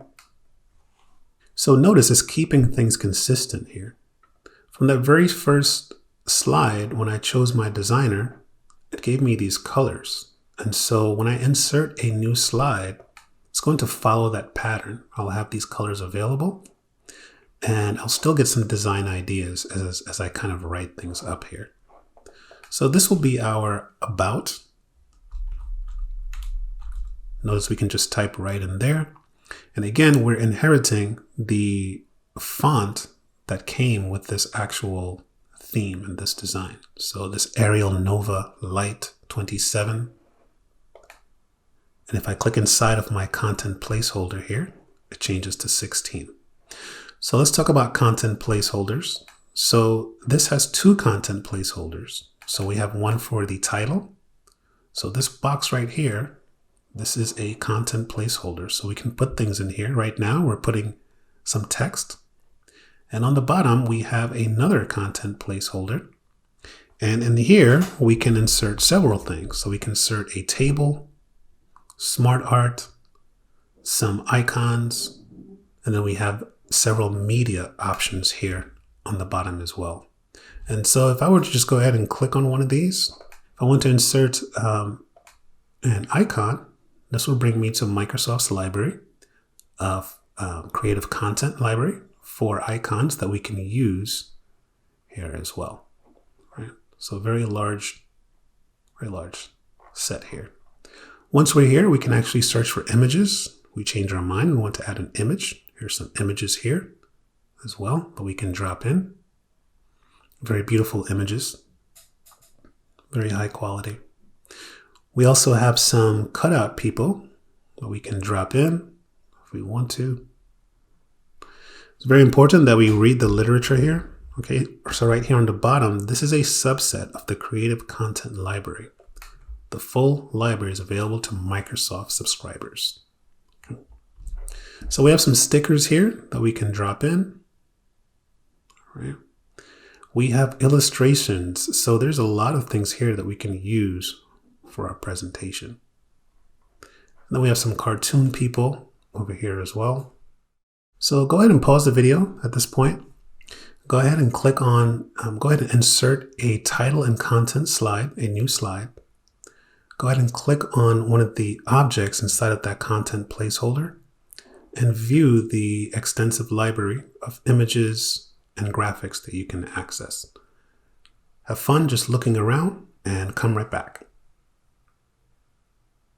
Welcome back. Well, hopefully you had fun taking a look at the extensive library there. I'm going to go ahead and add some data here. And I want some text on this slide. And I don't really want to write long paragraphs, so I just want maybe 4 or 5 bullets to really just kind of point out some of the special features about our cafe. And so I'll just kind of think about how I want to shorten my data here. So I'll start off by saying we love coffee. And then notice I can just click inside of my content placeholder and start typing. I'll go ahead and press enter. And so right now I have this bulleted list here. So if I click on my content placeholder and I go up to my home tab, so right now this is a bulleted list. I want to change this to a numbered list. I can click on the numbering library. And that will change it to a 1 for me. If I click on the drop down, I can have some more specific formats here that I want to use. Maybe I want numbers with parentheses. Notice how it's changing there. But I want to go back to the bullets here. Go back to my bulleted library. I like these bullets. They look okay. I could click on the drop down and I can have some arrows here, some check marks, some type of diamonds here, circles and dots. But let's go ahead and fill this out. We can always come back and make some changes here. So I have we love coffee. I'll press enter. And we only use fresh products. Okay. I'll press enter. I'll enter another one. Maybe I'll say something like, let's say, you're up early. So we are too. And then maybe I'll do another one here. Customers love our prices.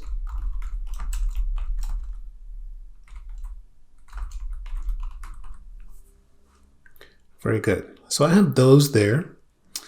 And so again, if I want to go ahead and change the type of bullets, maybe I'll make it in form of check marks like that. All right, now there's a lot of empty space on here. So I want to make sure I kind of fill things up. I could make the font bigger. And so notice here, I can click on an actual line. So if I go ahead and just triple click, it selects the entire line for me. And from here, I can go ahead and increase the font if I want to. I can change the color. If I want to, I can make it bold, italicize, so forth and so on. So I'll go ahead and do that actually. For love, I'll go ahead and emphasize that. So I'll double click on the word love. I'll make that bold. Maybe I'll make that a color that kind of stands out here. Maybe I'll make it purple. Okay, so we love coffee. We only use fresh products. Make that bold, stand out. We'll use green to represent fresh as well. And you're up early, so we are too. And again, customers love our prices. So love will do with the purple here. We'll make that bold. And maybe we are too. We'll go ahead and make that italicized and bold. Okay, so we're just adding some basic text formatting to kind of emphasize our message here. But let's go ahead and take a look over to the right here. Our designer's calling our attention. It's asking us if it wants to add the next 4 slides automatically. Now it's going to try to add the slides based on these titles here. So it's going to insert a slide called We Love Coffee. We only use fresh products, and so forth and so on. So I don't really want that, but I do want to kind of take a look at the design over here to see if I can find something that will really look nice and be consistent with the current theme that I'm using. So let's see, we have some options here. I'll look for some more if I want to. All right, so some of these require a premium subscription. That's okay. So once I find something, I'll just go ahead and grab it. Normally, I would probably grab this one here because this one looks really, really nice. I'll probably grab that. But it's okay. For now, I'll go ahead and use that, and then I'll come back. So what I'll do is I'll go ahead and increase the font size so I can take up some more of the space here. And I'll just change this to maybe 28. There we go. Looks a little better. All right. And so looking so far so good. So here's my cafe. If I want to change this, I can as well. Okay. Maybe I can find another option here that I like. Let's see. I think so far so good. I'll leave this alone. Come back to my slide here. And so we can go ahead and edit the text. Now what I want you to do, go ahead and pause the video. And for each line, I want you to go ahead and choose several things. I want you to change the font name, the font size, and the font color. So go ahead and apply at least 3 different effects. Okay, so for example, here on the first line, I'm gonna go ahead and maybe change this to another, maybe Calibri, change the size. Maybe I'll make that 32. And you can apply bold, italicize, or you can go ahead and change the color. I want you to go ahead and practice taking a look at the different fonts, the sizes, and the colors that you can apply to each of these. And come right back. Welcome back. Well, hopefully you had fun playing around with those different formatting options here. I'm going to quickly take a look at some of the useful shortcuts for editing text. So I'm going to go ahead and insert a new slide. And I'll do title and content again this time. In the title, I'll add shortcuts. And just to save some time, I'm going to go ahead and copy and paste in some of these different shortcuts here. So I'll paste these in here. Okay. And so what we want to do is, here are some of the common tasks that we perform with our text editing. We use the bold, we use italics, we underline, we like to center things, we like to left justify things as well. And these can be found right up here on our home tab. So here's bold, italicize, underline, and then we have our alignments here as well. I'll go ahead and write these sentences out, and then we'll go ahead and apply the shortcut. So I just typed out my list here, and here are these shortcuts. So notice these are very simple.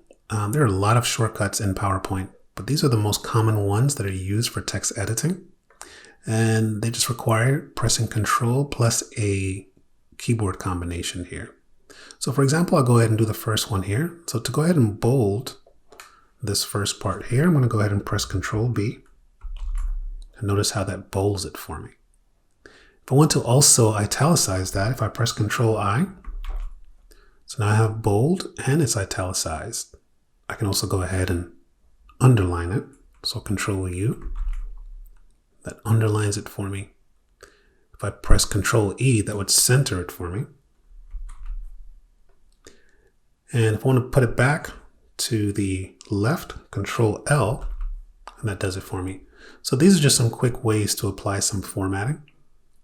So I'll go ahead and leave on my resources slide, I'll place a link to all of the shortcuts according to Microsoft here.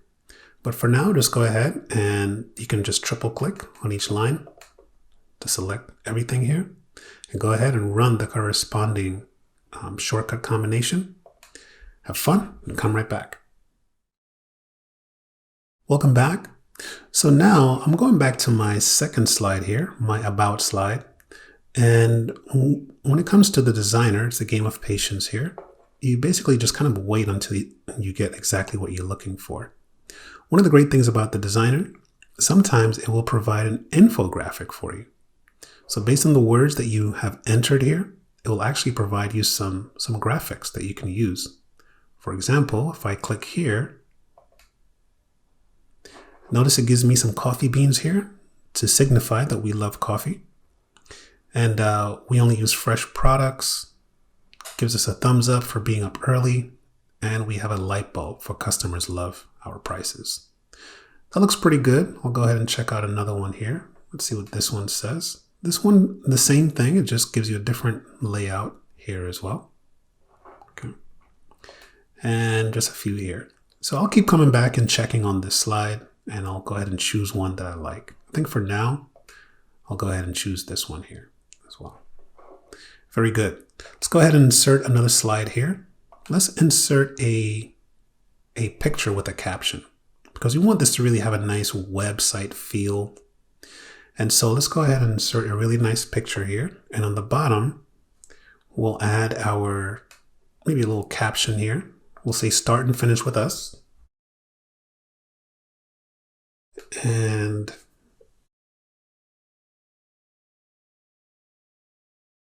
okay, so start and finish with us. And we are ready to serve you our delicious blends of organic coffee.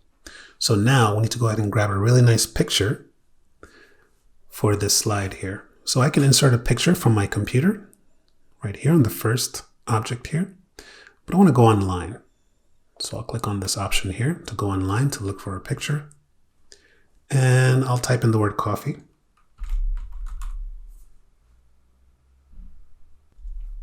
And so at this point, it's just a matter of searching for a really nice picture here.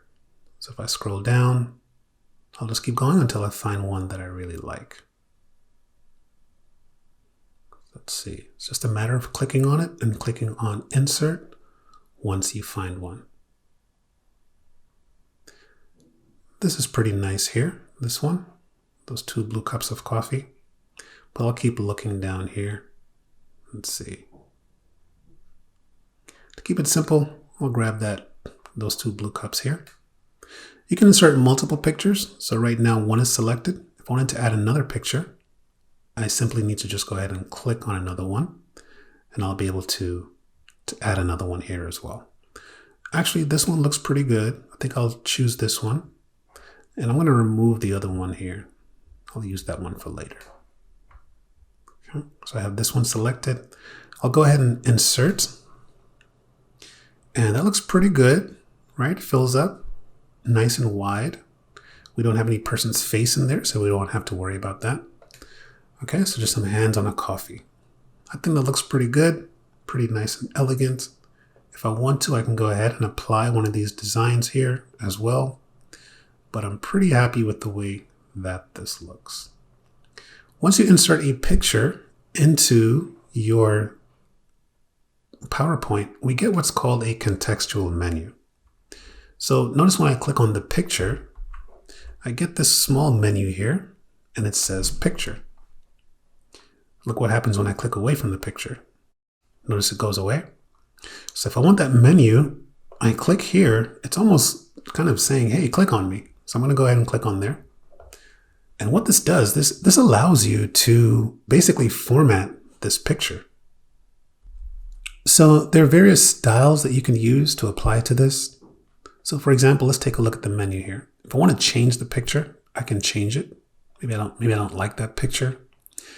I can reset the picture once I've made some changes to it. But right over here, we have some, oops, sorry about that. Okay, so right over here, we have some styles that we can apply to this picture. Okay, if I click on this drop down, so I can place this inside of an oval if I want to. I can have various borders or frames around it. Let's see if I try this reflected bevel black. I'll click on that and see what it looks like. Okay, so pretty nice. It gives us this nice reflection here. So I think that looks pretty cool.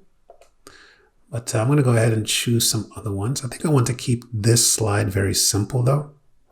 But I'll go back and click on picture.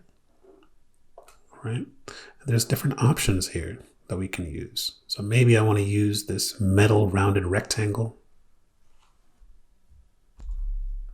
Okay, and if I kind of click away, it kind of shows me what it looks like here. So pretty nice, but it's really up to you. So the whole idea is we can go ahead and add a particular style to it.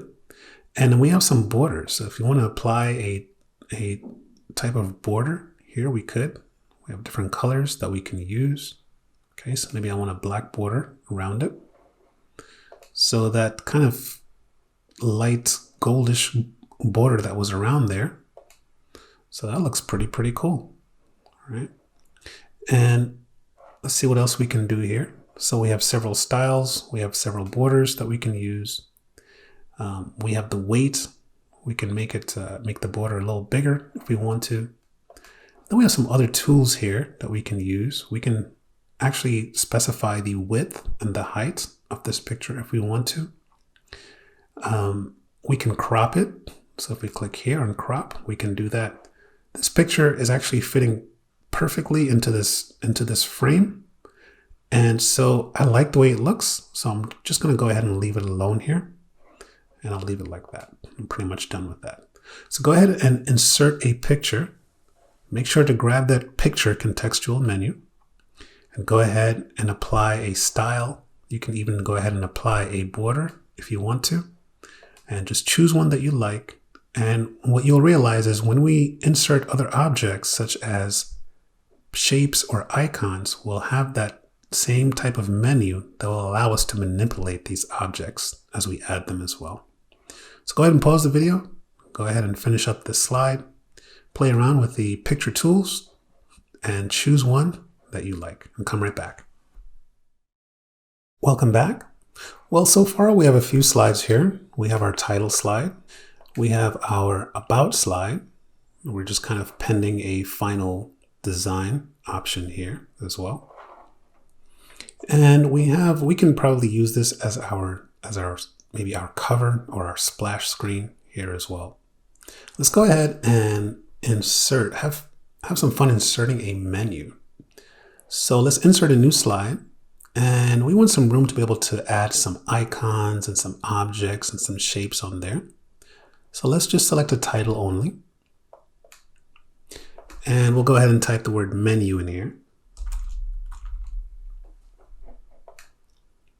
And what we want to do now is we want to go ahead and grab some icons and some pictures that kind of represents some of the products that we're selling. So let's head on over to our Insert tab here. And once we're on our Insert tab, we're going to go ahead and try and grab some pictures here. So let's look for some online pictures. We'll use stock images. So this is from Microsoft Stock here. And I'm going to go ahead and search for I want 4 pictures of coffee. All right, so I'll go ahead and search. So maybe I'll type the word cafe, see what I can find. And so go ahead and find 4 coffee pictures. Here's one, some ground coffee. We will offer ground coffee. And I'll go ahead and find some more here. Let's see. Here are my 2 cups that I want. Maybe we can offer a 2-for-1. Okay, so go ahead and find at least 4 pictures relating to coffee and just go ahead and insert them. And I'm going to go ahead and take care of that and come right back. Okay, so I have my 4 here. I'm going to go ahead and click on Insert. And they come in kind of stuck one behind each other here. So you just need to kind of break them apart here. So here's one, and I'll do my best to kind of align them here. And notice as you're moving things on the grid, you have these kind of lines, these red lines. They kind of guide you to show you when things are lining up properly here. And these images all came in at the same size. If I click on one of them, I click on my picture contextual menu. And I can see the size is roughly 3x2 for pretty much all of them here. Okay, so what I want us to do right now, we have these pictures here. We want to create a really nice menu. So we want to insert a few text boxes as well. And we want to go ahead and insert some $ icons and maybe some ovals or some circles as well. So I'm going to go ahead and click on my Insert tab here. And let's see, I'm going to go ahead and insert a text box first. So I'll insert a text box. So it's right here. Just so it doesn't disappear on me, I'll go ahead and type something in there. So maybe I'll type organic beans.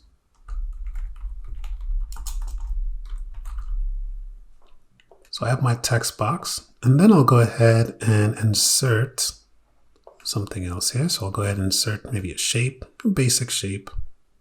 I can insert maybe an oval or a circle if I want to. Maybe I'll do an oval. So I have my text box, I have my oval here. And then I want to go ahead and grab a $sign. So I'll grab an icon.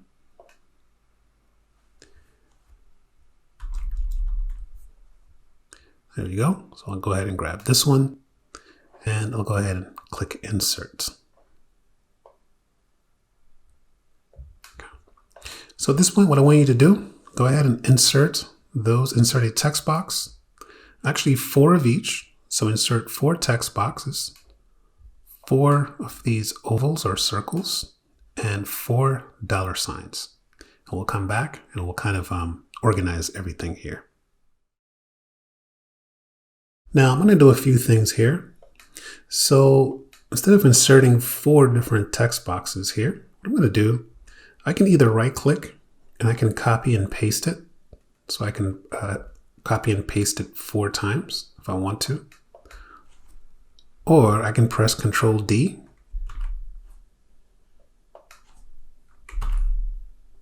There we go. So that's 1. And that will just go ahead and duplicate it for me.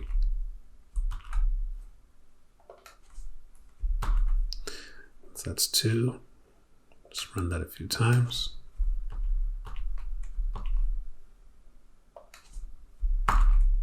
There we go. All right. So you can either copy it and paste it 4 times. Maybe for my oval here, I'll copy this. And I'll press Control V, and Control V.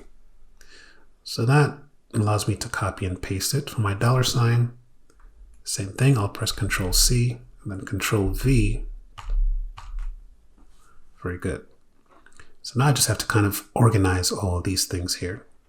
So what I'm going to do, I'm going to go ahead and I want to resize all of my pictures at the same time. So I'll click on my first picture, hold down the Control key, click on my second picture, hold down the Control key, click on my third, hold down the Control key and click on my fourth. And now what I can do is I can go ahead and resize it. When you're resizing a picture, you want to grab it from one of the corners because it keeps the aspect ratio intact. So notice if I try to grab it from the side here, notice how it's changing the shape of my picture. That's not what I want. So I'm going to go ahead and undo that. Put it back to normal here. I'm going to go ahead and grab it from the side. And now I can go ahead and resize them all together, just like that. And now I just want to go ahead and try and line them up. So I'll click away. Notice they're still grouped. So if I just click away, I can go ahead and break up the group there. And I'll go ahead and just try to line these up as best as I can using the lines as a guide. There we go. Once you select one of these pictures as well, you can use the arrow keys to move. So I can press down, left, and I can move it as well. So sometimes it's necessary to do that. Very good. So I have those 4 lined up. And I'm going to go ahead and grab my text boxes here. Like that. And I'm just trying to use my lines here as a guide. Make sure everything lines up properly.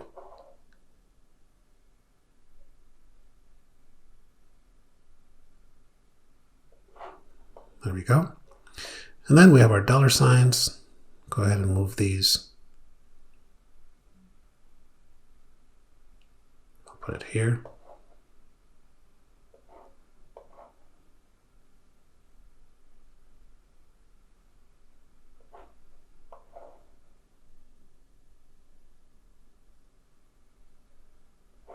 Okay.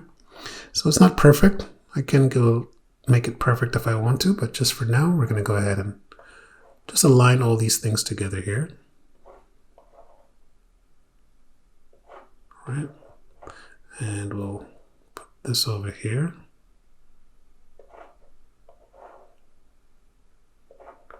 Very good. So now here's our menu. Let's go ahead and just make it look a little nicer here. Okay. So this is not our organic beans. We'll call this our 2-for-1. This is a 2-for-1 special. We'll call this one the student special.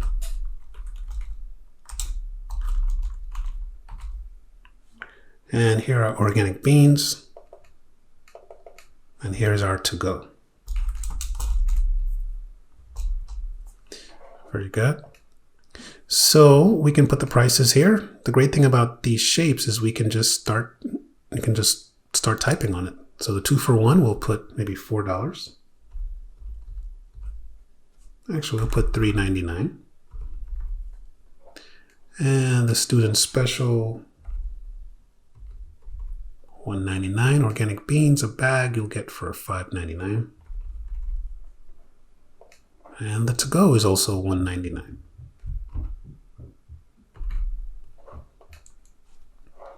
Now let's take care of our text boxes. Let's make these look really nice.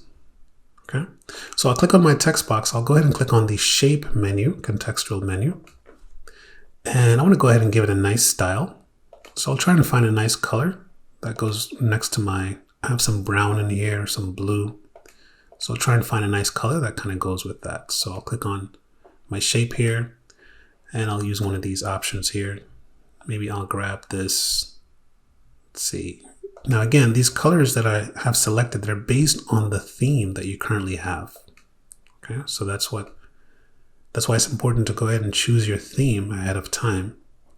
If you want to, not completely necessary. You can kind of make it up along as you go. But if you're just starting out, it's a good idea just to go ahead and do that as well. So let's go ahead and apply another style here. And let's see, maybe I'll give this one a silverish tone. And I'm just adding some style to all of my text boxes here. Now there's different styles, as you can see. Some of these have some shadowy effects here. So we want to try to keep it consistent here. So here's the intense effect, blue-gray accent 4. Okay, so it gets more intense as you go down the list here. In my organic beans, I'll keep that as dark. I'll add a little color here for my plain. I'll make this a little orange. And I don't have a blue here. That's okay. Maybe I'll try this one here. And then what I want to do is maybe I'll make all of these the same color. So I'll go ahead and Control and select all of these. And see if I can give it a nice silverish copper or silverish tone. Maybe this one. Okay, so looking pretty good. So now I just need to go ahead and move things around. As you can see, my dollar signs are kind of overlapping my text boxes here. And I want to use all of this space here as well. So I want to spread things out. So I'm going to go ahead and select all of my, and then I'll use the arrow key and just press to the right. In this case, I'll go ahead and just kind of move these over here. Like that. Okay. And then for my dollar signs, I'll move these around here as well. Put them close to my buttons here. And maybe my text boxes. I'll move these around. Okay, so we're just editing, moving things around here a little bit as we see fit. The last thing I'll do, I'll go ahead and select all of my pictures here. And under the picture, I want to go ahead and place all of those in an oval. So I have this beveled oval black. I'll try that, see what that looks like. It's probably too dark. I'll go ahead and choose the soft edge. Okay. If I move these over here, it's starting to look pretty good. For my menu, I'll go ahead and center align that.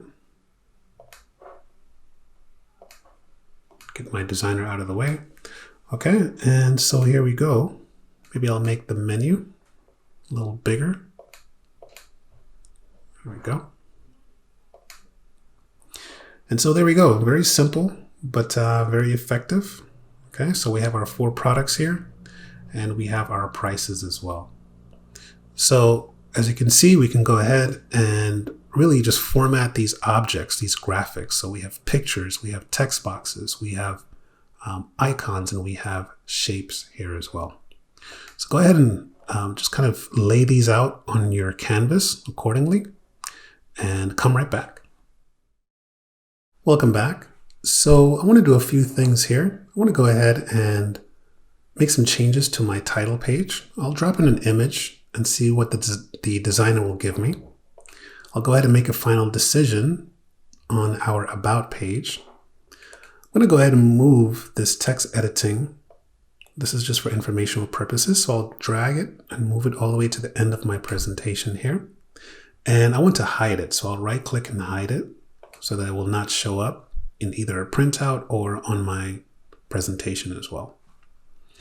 But let's talk about animations first. So I'll go ahead and click on my menu slide here. And what I want to do, maybe I want my menu, the word menu, to kind of fly in. So I'll go ahead and click on my animations tab. And as you can see, you have to have an object selected for these to be effective. So I'll click on my menu here. And there's different types of animations that you can use. So we have entrance animations such as appear, fade, fly in, split, or wipe. You have some emphasis, so we can come in and do a spin, or you can have some exit options here as well. So I want this to fly in. Okay. Now when it comes to animations, you don't want to overdo it. And normally the designer would often have options for you for an animation. You'll notice an animation is active on a slide. You'll see a star. As you can see, my title slide here has a star. And now I have a star on my 4th slide. And we have a number 1 because this is the first animation that is currently on this slide here. Okay. So if we use animations effectively, they can be very nice. We want to keep it simple. We don't want it to be too overwhelming for our audience. So the next thing I'll do, maybe I'll have the prices, the names here fly in, or I can have the prices. I'll have the descriptions fly in actually. So maybe I'll have this fly in. I'll go to student special. I'll have that fly in. Organic beans fly in. And then I'll have to go fly in. And I want to add an effect option as well. So let's see. It's flying in from the bottom. Maybe I'll do this one from the left. Okay. So some of these will allow you to have additional effects as well. So I'm going to go ahead and run my presentation here and let's see what this looks like.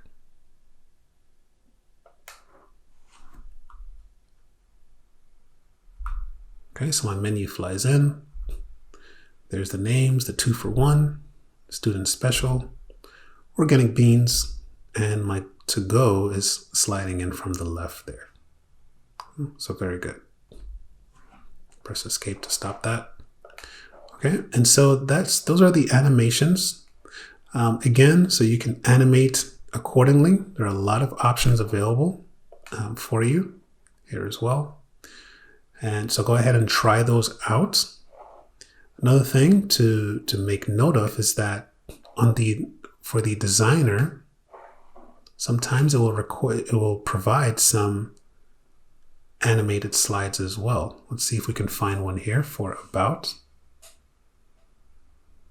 Okay, so currently not really. I'll go ahead and update this to about us.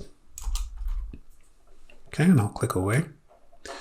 And I want to make a decision on this slide here. If I don't find something that I like, it's okay. I'll just go ahead and make some manual updates. What I'll do is I'll go ahead and give this a style here.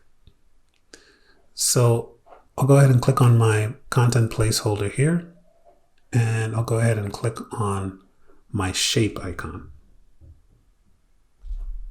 So I'll click on shape here, and maybe I'll give it a nice, let's see, maybe I'll give this a, let's see how that looks. Actually looks pretty nice. So here's About Us. And so now I get some more options on my designer. And so I can go ahead and choose one of these if I want to, or I can search for more. Actually, this looks okay. I'm going to go ahead and leave this the way that it is. I'm pretty happy with that. If for some reason I see something I like on the designer later on, I can go ahead and make a change, but this looks okay. So now what I want to do, I'm going to go ahead and insert a picture for my cafe. And what we'll notice is we'll have some really nice options. Actually, I'll insert an icon. And let's see, I'll do cafe. And maybe I'll do coffee. Okay, and I'll grab this guy here. I'll insert that. So now just by inserting that image, I have some more options here. And this one looks really nice and elegant, my cafe. So I can choose one of these here. Pretty cool. I think I'll go ahead and choose this one. Okay, so there we go. My cafe, coffee to the rescue. And then I'll move up my splash page here, just like that. Okay. And so very good. Looks very nice, very elegant. Okay. And then I have these are animated, so these are coming in. Maybe I'll update the menu here as well. So I'll grab the shape and let's see, what color do I want to use? Maybe I'll try this really nice orange here for the menu. Okay. And there we go. All right, so very good. So at this point, we can go ahead and click on our review tab and we can just make sure everything is okay. We can go ahead and run our spell checker. Okay. So we can check our slide. Right. So no issues were found. Okay, so for this one here, it's giving me some options here. Contractions or full forms. I can either ignore it or I can accept it. Okay with that. All right, so very good. So at this point, if we want to, go ahead and use everything that you've learned.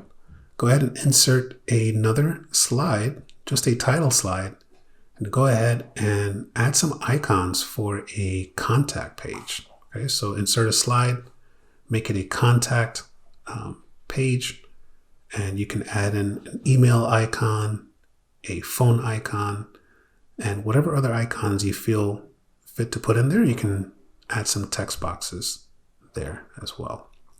One of the things that we can do is to run the check accessibility. The accessibility checker is very good because it checks your document to make sure that it is compliant. For example, for persons with visual impairments or persons that they use screen readers. So it will let you know, hey, this is not inclusive. If you have some bad color combinations, it will tell you that you have some bad color combinations here as well. So for example, I'm going to go ahead and recheck it here. So it's telling me that I'm missing alternative text for my content placeholder 2 on slide 3. So here, this is not very descriptive for a screen reader. So I could add some alternative text here. Also have a warning here and the reading order. So on slide 4, okay. But the accessibility checker is very good. I really like to use it to check to see if I have any bad color combinations. But this looks pretty good. So again, we can run the accessibility checker. It's available under the review tab. We can run our spell checker to make sure everything is okay. And as we're typing, we're getting spelling corrections as well. So we're pretty much done here. Go ahead and insert that last slide for the contact and put together everything that you've learned and make that slide your own. We'll start off with Microsoft Outlook Online, and we'll learn how to be more efficient when managing our mailbox. And we'll talk about just conducting some email messages and attaching files as well. More specifically, we'll take a look at the essentials of Outlook, such as navigating the interface. We'll conduct a message. We'll add some recipients. To use the spell checker, we'll use various message formatting. We'll go ahead and attach files. After that, we'll learn how we can track messages, recall messages, and then we'll take a look at some organizational tools such as marking messages and organizing messages using the folder. We'll take a look at some of the calendar features such as scheduling the meetings and printing the calendars as well. So go back to your office.com homepage and I'll meet you there. So here I am back at my office.com homepage, and I'm going to go ahead and launch Outlook. I really like to use Outlook on the web.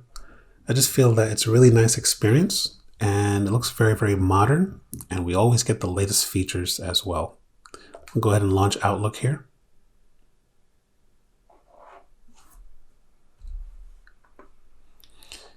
And so here is my inbox. I'm going to go ahead and turn on my settings here. So here we are. Here's Outlook. Looks really, really nice. And let's go ahead and see what we can do, how we can find or make our way around this interface here. So the first thing you'll notice is we have our app launcher window here, as always, for the rest of our applications. We have our apps that are showing up here on the left panel. Then we have our search box over here as well.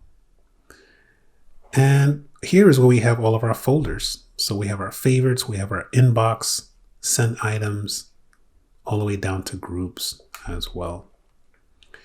Over here, we actually have our messages. Right now, it's currently divided into two sections, focused and other, which has become very, very popular. And over here on the top right, we have some more options in our profile area that allows us to get some other things done as well. So let's go ahead and take a look at our search box first here. Okay, and so we can go ahead and we can search messages from people. Maybe I'll type VBA here. Okay, so you can search for messages, you can search for people, you can search for documents. So really, really nice feature here that we can use here as well. And let's see if I were to type Zoom here in the search box. Okay, so notice it doesn't give us those options as it does here. But we do have a drop down. If we click on the drop down here, we have some more advanced features that we can use to search. And this is very, very helpful because now if we were really intent on finding something, we can specify who it's from. We can specify the subject, the keywords. We can even select or search a date range as well. We can even search for attachments. So very, very nice feature here as well. That is our search box. So over here we have our navigation area. So here we're currently on our mail. So it's showing all of our mail. If we were to click on our calendar, this will pull up our calendar. And I'll go ahead and say not now. We have people, and we get some nice little tips and help along the way here as we're navigating different parts of our Outlook Online, which is very, very useful, I think. And so here they're telling me I can change my calendar color. It's a new feature. I have my contacts here if I want to. I can go ahead and search for files if I want to search for files or any attachments. So these are all the attachments that have come through my inbox at some point or the other. And then we have some more advanced options over here. Here's our to-do list. We want to go ahead and take a look at that. So again, just loading here. Okay. And again, we're getting some more tips and some insights here on what's new and what's improved. Okay. So pretty cool. So we can always go through these tutorials if we want to. But for now, just want to go back here and I want to focus on my mail. So I'll go back. All right, so I'll go back to my mailbox here. Okay, so these are the navigation pane here. We took a look at some of these options here. And so here are our folders. I'll go back and turn on my settings here. Okay, and so here's our inbox, our sent items, any drafts that we may have. So these are our favorites. I can collapse my favorites if I want to and just focus on my inbox. Here's some junk mail, drafts, sent items. Notes is a really cool feature. I don't have any notes in here, but I like using the notes feature as well for my other account. This is my training account. I really like using it for my personal account here. Then we have our conversation history and things of that nature here as well. So I can either collapse all of my folders and just focus on my favorites if I want to. But in this case, I'll go ahead and open up my folders to keep things just uniform here. And if I open up my inbox, I can see all of my messages here. Over in the top right, we can meet now. So we can open up a meeting very, very quickly here. And we have some other options over here that we can use. Skype, OneNote.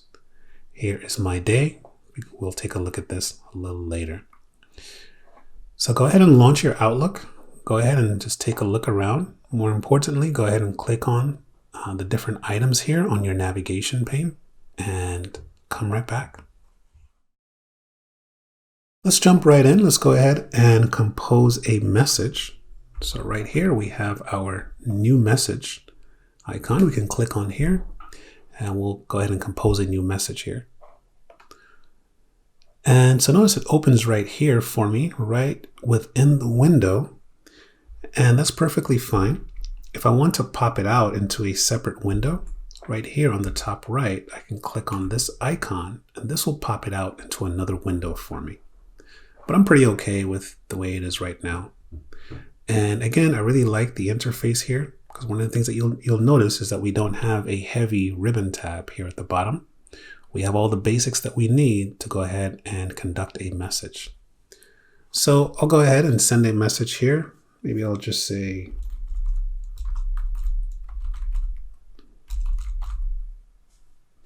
okay, so I'll just say mike@nomail.com. All right, so I can CC someone. So CC stands for carbon copy. And so the person will get a copy of the message, but they're not necessarily the primary recipient here. So I'll say Cindy at NoMail. There's that. And then finally we have BCC, which stands for blind carbon copy. And so when you blind carbon copy someone, their email address is hidden from the rest of the recipients. So this is useful if you need to send out a mass message to a lot of people that maybe they don't really know each other and you want to protect their identity. So you'll use BCC. So maybe I'll say Joe at nomail.com. Okay. So there are a few parts to a message. So we have the recipients, we have the subject, and we have the body. So for here, I'll just say training. And I'll say, please register for the upcoming session. Okay. So pretty basic here as well. So we have our recipients, we have our subject, and we have our body for our message here.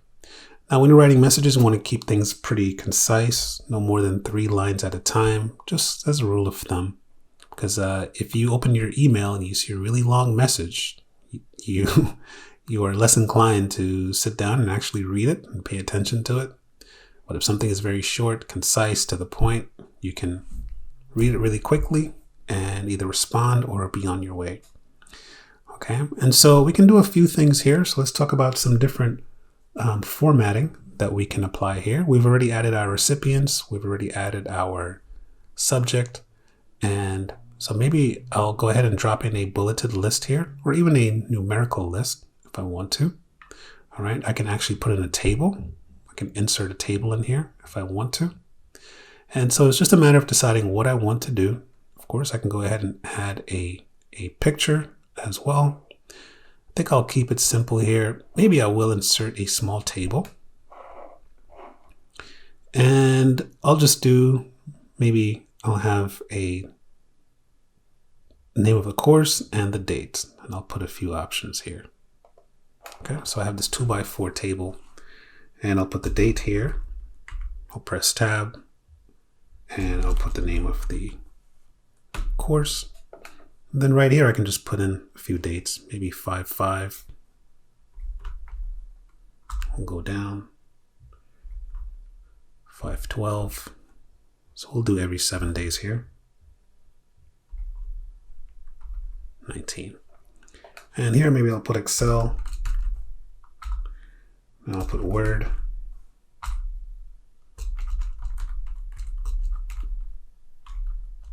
Then I'll go ahead and put PowerPoint. Okay. So nice little table, easy to read, straight to the point here. And then if I want to, I can go ahead and add any other. Maybe I can drop in an image in here if I want to. I have various emojis that I can add here, which is what I really like about the web client. We really have access to all of these emojis, people, animals and nature, food and drink, travel and places, objects, symbols. So we have the entire gallery here, which is pretty cool. Okay, and so we have some autocomplete that's kind of helping us along the way here. If we make any kind of grammatical errors, it will help us out. I'm going to go ahead and pop this out actually. So I'll open in a new window. And here we go.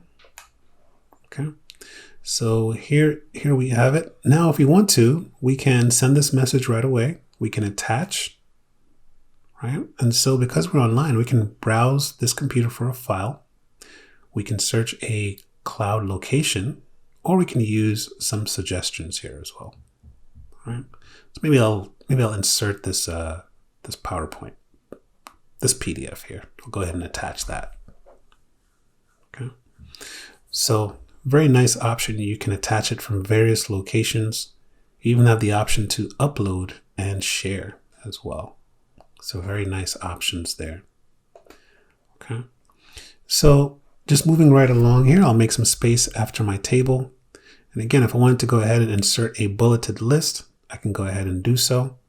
I have all of the font commands that we learned earlier in this course. They're all available here. As you can see, bold is Control B, italicize is Control I. And so we can add all these different types of formatting here as well.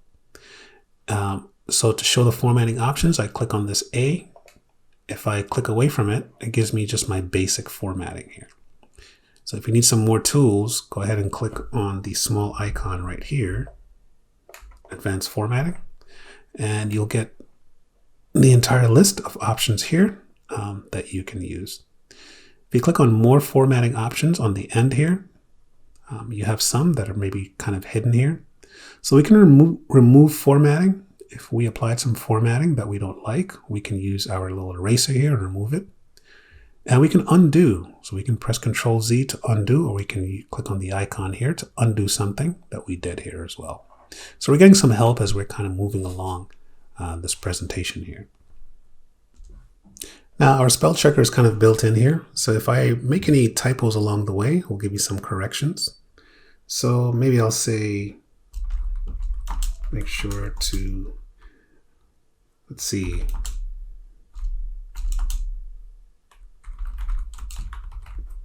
Okay, so it recognizes any words that I type in correctly. And so I can go ahead and click here and it'll give me some options here. And I can say sign up instead, right? And so that gives us our options there for our spell checker. And we're good to go. If we want to, we can add a signature. If we click up here on the top, we have more options here. Notice how the draft is saving automatically for me. I can insert a signature here if I want to. I can go ahead and set the importance as high, normal, or low. And again, I have the accessibility checker. I can go ahead and use that as well. All right. Maybe I'll make the font a little bigger here. Maybe I'll make this 14 instead. and I'll italicize this and bold this because this is important here. Maybe I'll highlight it as well. Give it a yellow highlight. And from there, I can go ahead and send my message. I can send it right away, or I can decide to send it at a later time. So I can say send at a later time. Maybe it's the end of the day. I don't want to bother anyone after work. I can send it first thing in the morning. Okay, so I can do that. I'm going to go ahead and send that. So go ahead and open up a message and use the formatting tools. You can insert a picture, a table, but go ahead and play around with each of these individual tools here. You can drop in a list, a bulleted list, a numbered list, and come right back. Welcome back. Well, one of the biggest issues that we all face is keeping ourselves organized with our inbox. And before we know it, our inbox can kind of get out of control. And so we want to be able to implement some kind of controls here. One of the things that we can do is we can go ahead and use the folder structure right within our inbox here. And we can try to get ourselves organized here. So we can create a folder, right, just by clicking on a new folder here. So let's go ahead and set up a folder or two so we can manage some of our messages. And we also have the filter option here as well. And so this will actually help us to really be able to kind of drill down to what we're looking for and manage. So let's talk about that here a little bit. I'll go ahead and click on my filter right here. And so notice I have two layers here. I can filter where I can see all of my messages. If I just want to see all of my unread messages, I can choose unread. Maybe I'll do that. And it shows me all of my unread messages here. I can go ahead and clear that filter if I want to. And if I click on that filter again, I can just say to me, and then we have flagged. We'll talk about flagging in just a moment here. If we're mentioned, if there's any mentions here, I don't think I have any mentions here. Okay. So this is really a big thing now. If you use the @mention for someone, they'll get notified as well. So I'll go ahead and clear that. And so typically one of the biggest items is looking for unread mail, right? So you can always choose to show all of your unread mail. And then you can also choose the attachments option. This will show you all of the messages that you have that includes an attachment. So I'll go ahead and clear that. Now, once you've selected one of these filters, you have additional sort options here as well. So this is the second layer. So right now we're sorting by date. And then the third layer is the sort order. So we can sort newest on top or the oldest on top. We can sort from a particular person. We can sort by size. We can sort by importance. And we can also go ahead and sort by subject. I'll go ahead and click on importance here. So I want to see all of my mail and I want to go ahead and sort it by importance instead of date. So when I click here, it kind of looks through my, through my inbox here and it tries to determine what's important to me and what is not. Okay. So right here we have all the options here. So maybe I'll put the lowest on the top. Let's see what it does here. Not really moving things around here too much. Okay.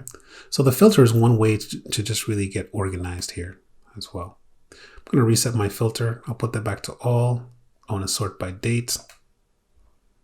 And I'll just make sure that it's sorted newest and top. Very good. All right. So we have different options here as well. So if you want to go ahead and pause the video at this point and take a look at some of the filtering options, that's perfectly fine.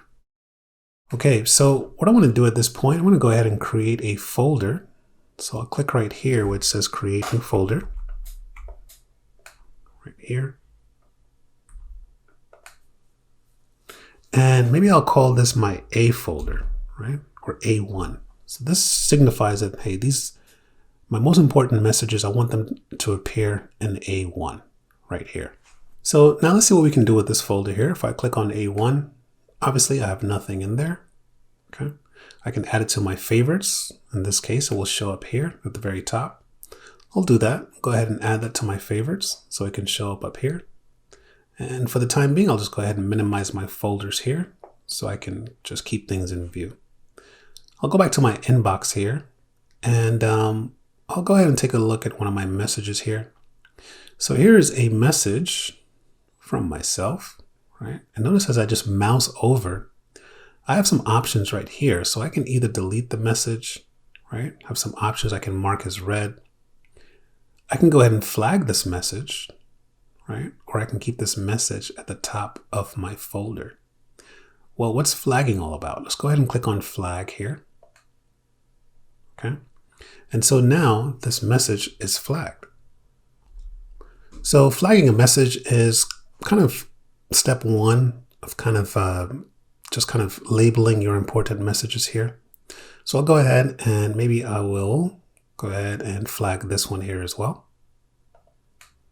Okay, so now I have those two that are flagged. And so now what that allows me to do, if I click on my filter, I can show all of my flagged messages. So these are messages, I put a flag on it because they're very important. I want to be able to come back to them a little later here as well. Okay. So that's what that's for. So now if I have them flagged, well, I can do some other things with them as well. So let's go ahead and we'll keep it simple here. I'll go ahead and open up this message. I seem to be getting a lot of messages from Mo Jones. So maybe I want to go ahead and take it a step further here, and maybe I can categorize this. So I can mark this message. I already marked it by flagging it. And now that I've called it into my flag filter, I can go ahead and add a category to it. So maybe this will be a red category to kind of symbolize that it's important. So it's another way that I can mark it here.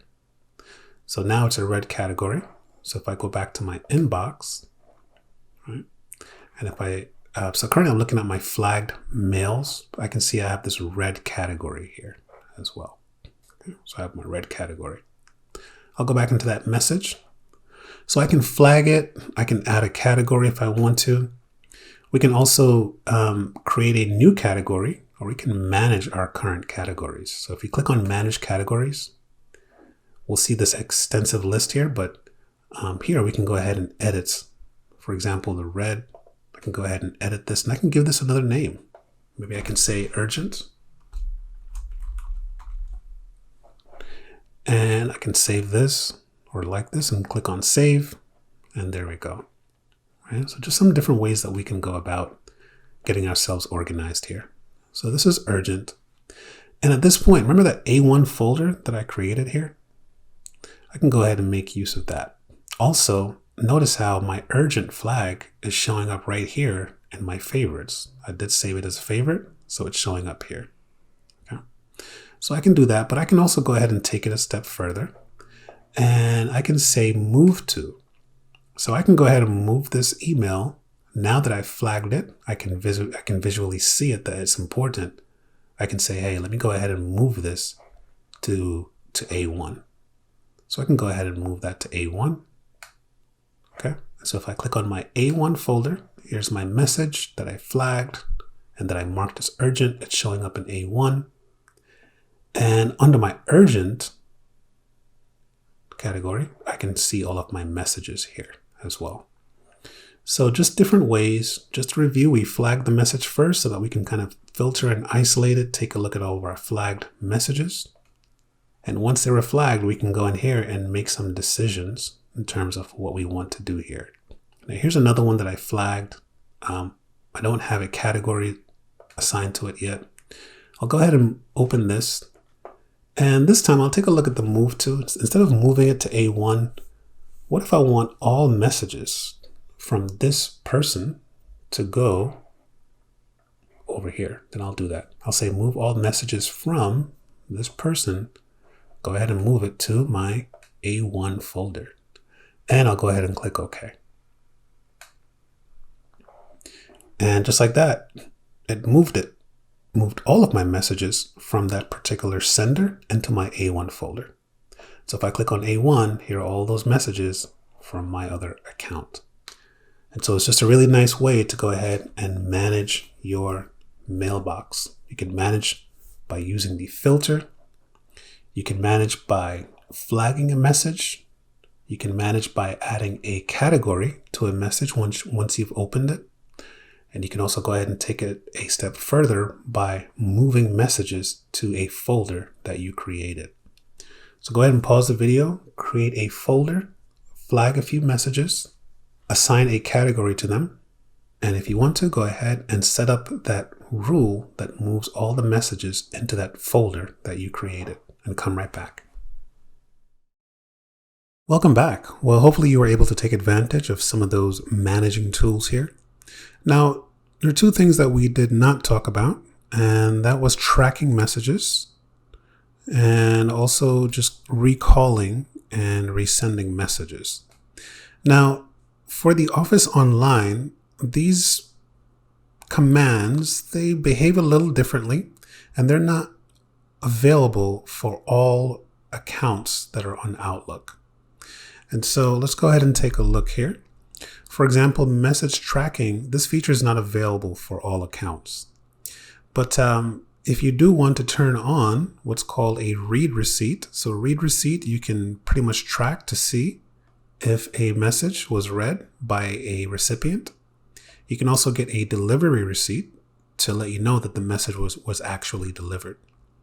So when you're composing your message, if you click on the more options, you'll get this menu, and you can choose where it says show message options. And once you do that, you'll have the message options window here show up. And that will allow you to be able to request either a read receipt or a delivery receipt. Now, in terms of the message recall, what you can do, we can set up what's called an undo send. So an undo send is a feature where basically after you send a message, you'll see a undo button, and you basically can customize that to delay the message up to 10 seconds. So if you click on your settings menu on your Outlook and navigate to the mail section, and within the mail section, go ahead and navigate to the compose and reply portion. And you'll scroll down to where it says undo send. And right here, it tells you exactly what it does. You can cancel an email message after you've selected send. To cancel, select the undo button that appears at the bottom of your screen. As you can see right here, I do not have it turned on, but if you slide this to the right, you can have that option where it gives you 10 seconds. After you press that send button, you'll have 10 seconds to change your mind and go ahead and cancel that message. So go ahead and conduct a new mail and take a look and see if you have the option for the message options, and go ahead and set up your undo send by clicking on the settings menu and going to the mail and compose and reply, and come right back. We'll finish up our Outlook Essentials tutorial by taking a look at our calendar. So let's go ahead and open up our calendar. We can find our calendar right over here, right underneath our mail. So I'll go ahead and click on calendar here. And once that loads, I have a few options here. So I see my mini view over here of my monthly calendar. And then over here, I have my work week. Okay. So we can customize the view here. So for example, right now we're currently in the work week. And if I click on this drop down, I can get some different views here. So maybe I want to see the entire week. So if I click here and I can say, show me the entire week. And so now I have Sunday and Saturday included. I can show the month view if I want to. This will show me my entire month. And I'll go back to my work week view here. Very good. So here's our work week. I can go ahead and navigate. So I can go to next week by using the arrows here. I can go to the previous week. I also have a drop down here where I can jump to a previous or next date range. And so I can pull up my calendar here and I can jump to the year, the month, and down to the exact day as well. So maybe I'll go ahead and jump to July, and I'll go to July 3rd. Okay. So July 3rd doesn't show up because that's a Sunday. And so here we are. Here's our work week here as well. We have different calendars over here that we can use. If I were to turn on the United States holiday calendar here, notice how it populates in the Independence Day for me here, which is July 4th. And then if you have some personal entries in here for birthdays, these will show up on here as well. We also have some more options here that you can use here as well for your calendar. But let's go ahead and talk about scheduling a meeting. So I can schedule a meeting one of a few ways. I can go ahead and click on New Event over here if I want to, or I can go ahead and click on one of these slots that's actually on my calendar here. So for example, I can go ahead and click here, this 10 a.m. slot on July 5th, and here is my dialog box. Okay, so this is kind of the condensed dialog box here, just the basics. So I can add a title here if I want to. I can make this all day if I want to, or I can specify the time. Okay, so I have my title, I have my date, I have my time. If I want to put in a location, I can go ahead and do that. If I want to repeat this, I can do that here as well. And I can go ahead and set my reminder. I can go ahead and also add a description. So this is the condensed menu here. If I want more options, I can click here. Let's go ahead and expand this by viewing the event. So I'll go ahead and click here.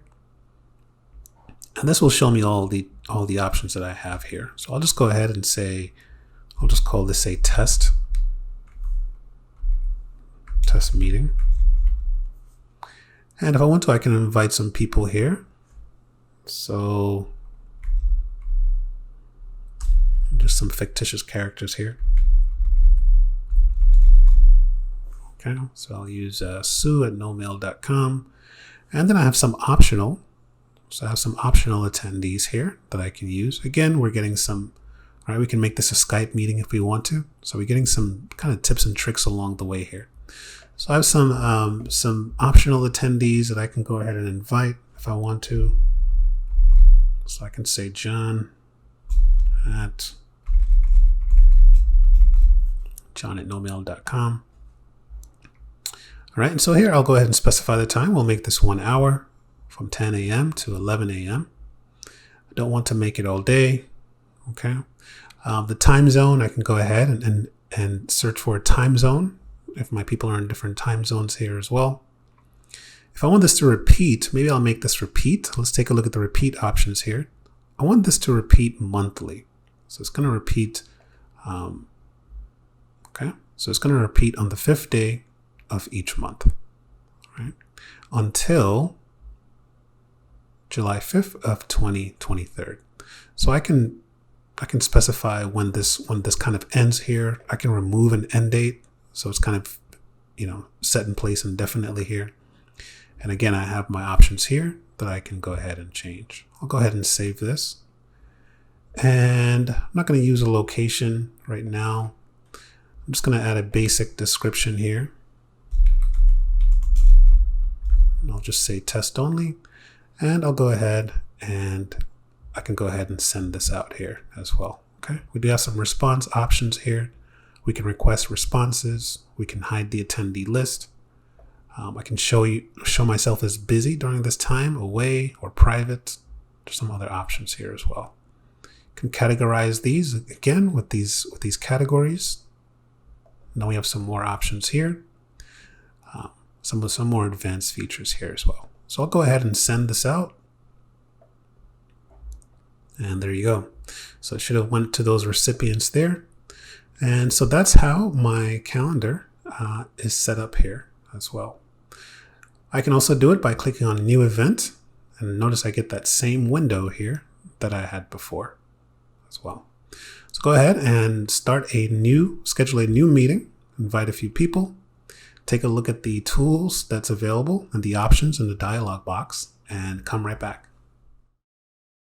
Let's take a look at the print option here for our calendar. So notice the print dialog is over here at the top right next to the share button. And I'll go ahead and click on my print dialog here. And very useful menu. Starts by asking you to select the calendars that you want to print. So currently it's showing my main calendar and the holiday calendars for the United States as well. That's perfectly fine. I'll go ahead and leave that. If I want to view the work week, if I just want to view the day, I can just print out for that particular day. I can go ahead and print out my week if I want to. Okay. Or if I can just go ahead and print out the work week. I can print out the month. This will kind of give you a more condensed view here. I'll stick to my work week here. And then we have some decisions to make in terms of the layout. So we can have a standard, we can have a horizontal layout, which looks like this. Or we can go ahead and use the vertical agenda. Okay, so this is the agenda view. So you have different options here that you can use. I think I like the agenda, this vertical agenda view pretty well. So I'll go ahead and maybe use this. You can specify the time range to include here as well. So let's see if I change this to 11 a.m. Okay, notice it removes that meeting that I had here. So I'll go ahead and put this back to 8 a.m. Make sure everything is included. And I can show the mini month if I want to. And I can go ahead and print a detailed agenda as well if I want. So this just gives a lot more options here in terms of what we want to print. And I think I like this. Some more shows me the attendees here. So I'll go ahead and I'll click on print. So just like with our Excel printing, we have our browser-based window here that we can use to print. At this point, I can go ahead and save it as a PDF, and I'll leave all these options here, pretty much standard. And so go ahead and add a few calendar entries on your calendar, and go ahead and use the print command and take a look at the various features. Choose one of the features that you like best. Maybe print a few of them, but it's best just to take a look at the different options there and make sure that you can print each one and come right back. Continuing to talk about collaboration and communication with Outlook and Teams. Microsoft Teams allows certain features such as calling, video calling, screen sharing, and collaboration among teams and channels. Here are some of the topics that we'll be covering. We'll start by talking about what the purpose of Teams. We'll navigate Teams using some pretty useful shortcuts.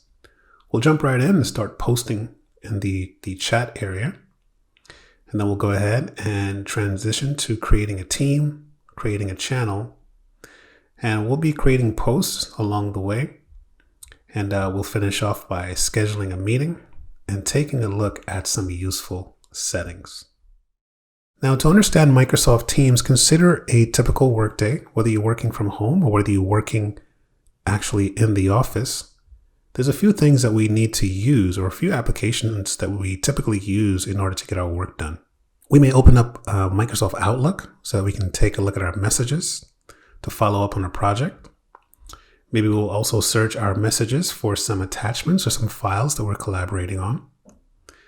We may actually pick up our phone as well, so that we can actually call one of our colleagues. We may open OneDrive so we can find that file that we've been working on. Or we might actually pick up our cell phone and use one of the messaging apps that's available so that we can contact one of our colleagues or multiple colleagues here as well. So as you can see on a typical workday, we can use at least 4 different applications, and that's fine, but there has to be a better way where we can just really work in one space as opposed to working in several spaces. Now, Microsoft Teams is really designed to be a one-stop shop, so we can get all of these tasks done in one app. So for example, instead of opening Outlook so that we can message our team members, we can message our team members right inside of the Teams app. And you'll see when we create a team and a channel, we can get all these things done right inside of that channel. Our file that we're collaborating on can live right inside of that channel. We simply just go to the channel, click on the file. We can quickly collaborate. We can send messages within the channel as well. We can make a quick phone call right within the channel. No need to use another device or another application. And we can go ahead and send messages as well.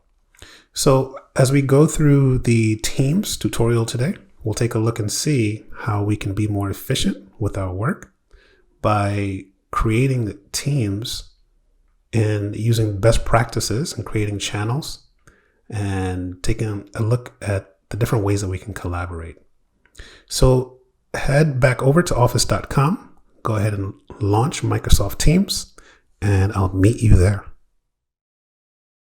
I just launched my Microsoft Teams, and this is online. And one of the things that you'll notice is that the online client looks very similar to the desktop application here. Well, let's go ahead and kind of point out some of the different areas here. Once again, here's our app launcher, so we can access all our other apps from here, such as Excel, PowerPoint, Word, and Outlook as well.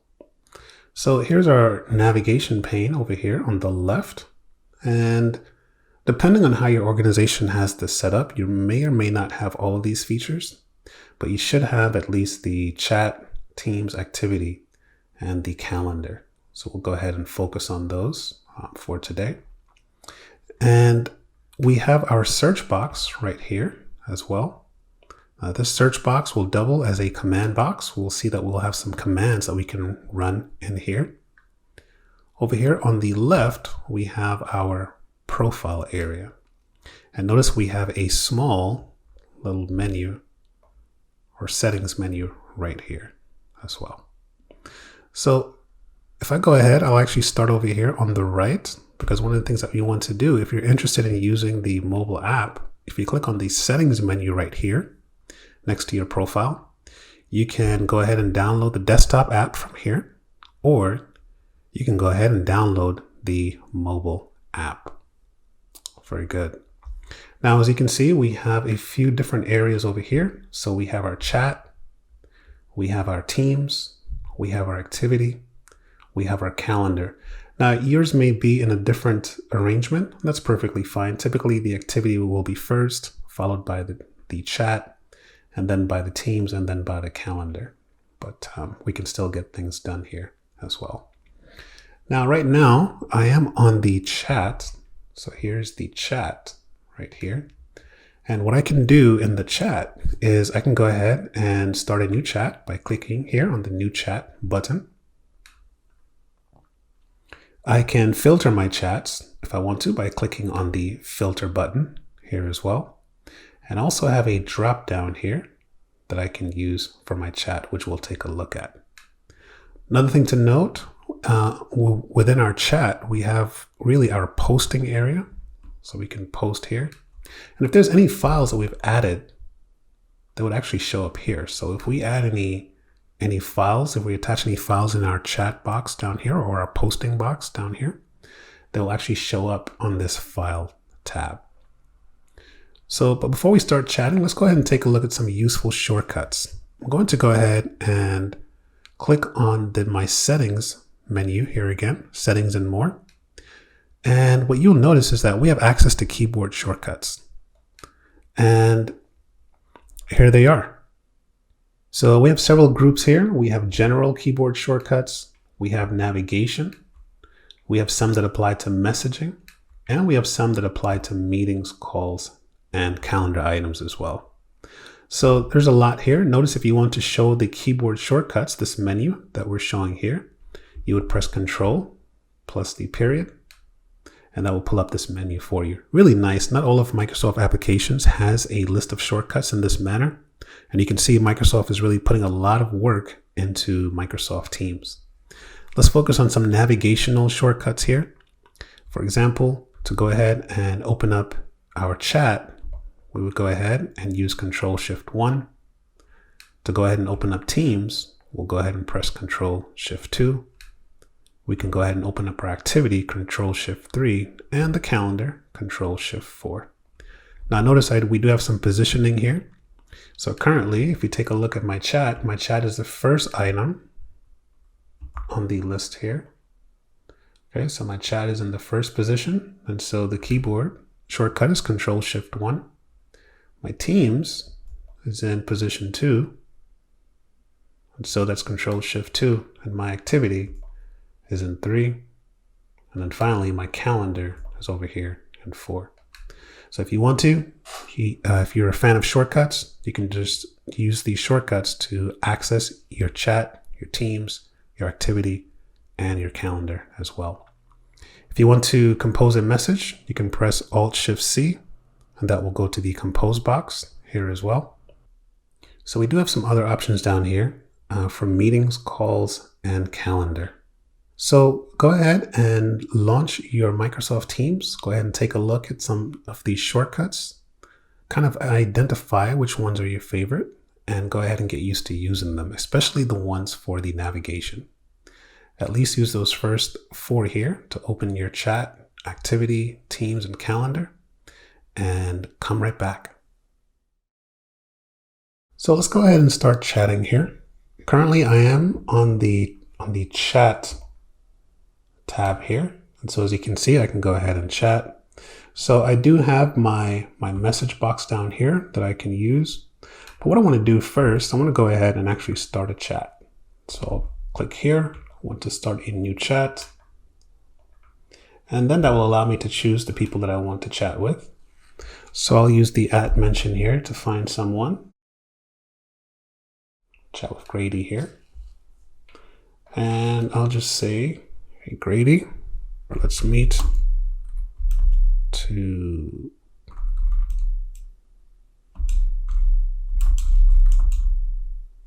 upcoming project. So this is very basic, but I want some more tools in here. I want to be able to use some formatting tools. So right here, I'll click on the format right here, a little A with the pen. I'll go ahead and click on here. And that will give me some more options here. So now I can use bold, italicize, underline, okay, some of the ones that we're used to here. I can also insert a bulleted list if I want to, a numbered list. I can insert some links if I want to, and I can insert various tables as well. If I don't want to continue this, I can go ahead and discard this message. So I can do that. So maybe I'll go ahead and for project, I'll go ahead and click on bold here. Another thing that I can do with this chat is if I click on the exclamation mark here, I can change the type of delivery here. So I'll go ahead and click on here and I can set the delivery options. So right now the default is standard. If I want to make this important, the message will be marked as important. So we have this kind of important designation here in the header. I can also go ahead and give it the urgent. So if I use the urgent designation, the recipient will be notified every 2 minutes for the next 20 minutes. So we want to be careful not to abuse this here. So it kind of reminds us here that we're going to be using the urgent. I'm going to go ahead and insert or attach a file. I can attach a file from OneDrive if I want to, or I can go ahead and upload one from my computer. I'll upload one from my computer here. And let's see, maybe I'll just insert this macros Excel sheet. I'll go ahead and click OK. And this is good because if I already uploaded this file earlier, so it says, hey, this file already exists, so I can upload a copy of it, or I can replace it. Okay, so in this case, I'll upload a copy. It's loading there for me. And here I can just go ahead and click send. So here's the message, gives us the option right here. It drops right into that chat between Grady and myself. If I want to at this point, I can go ahead and invite another person to this chat. It will change the name of our group here. It will show the 2 people that are a part of this chat here as well. So once we have a message or a post, if we just kind of mouse over it, we can like it in the same way that you will use the app on your mobile device here. There's more options here. Some of the things that we can do. We can pin the message. Okay, so that will pin the message right to the top of the chat for us. We can save the message if we want to. Okay, we can mark it as unread. And we have some more options down here that we can use.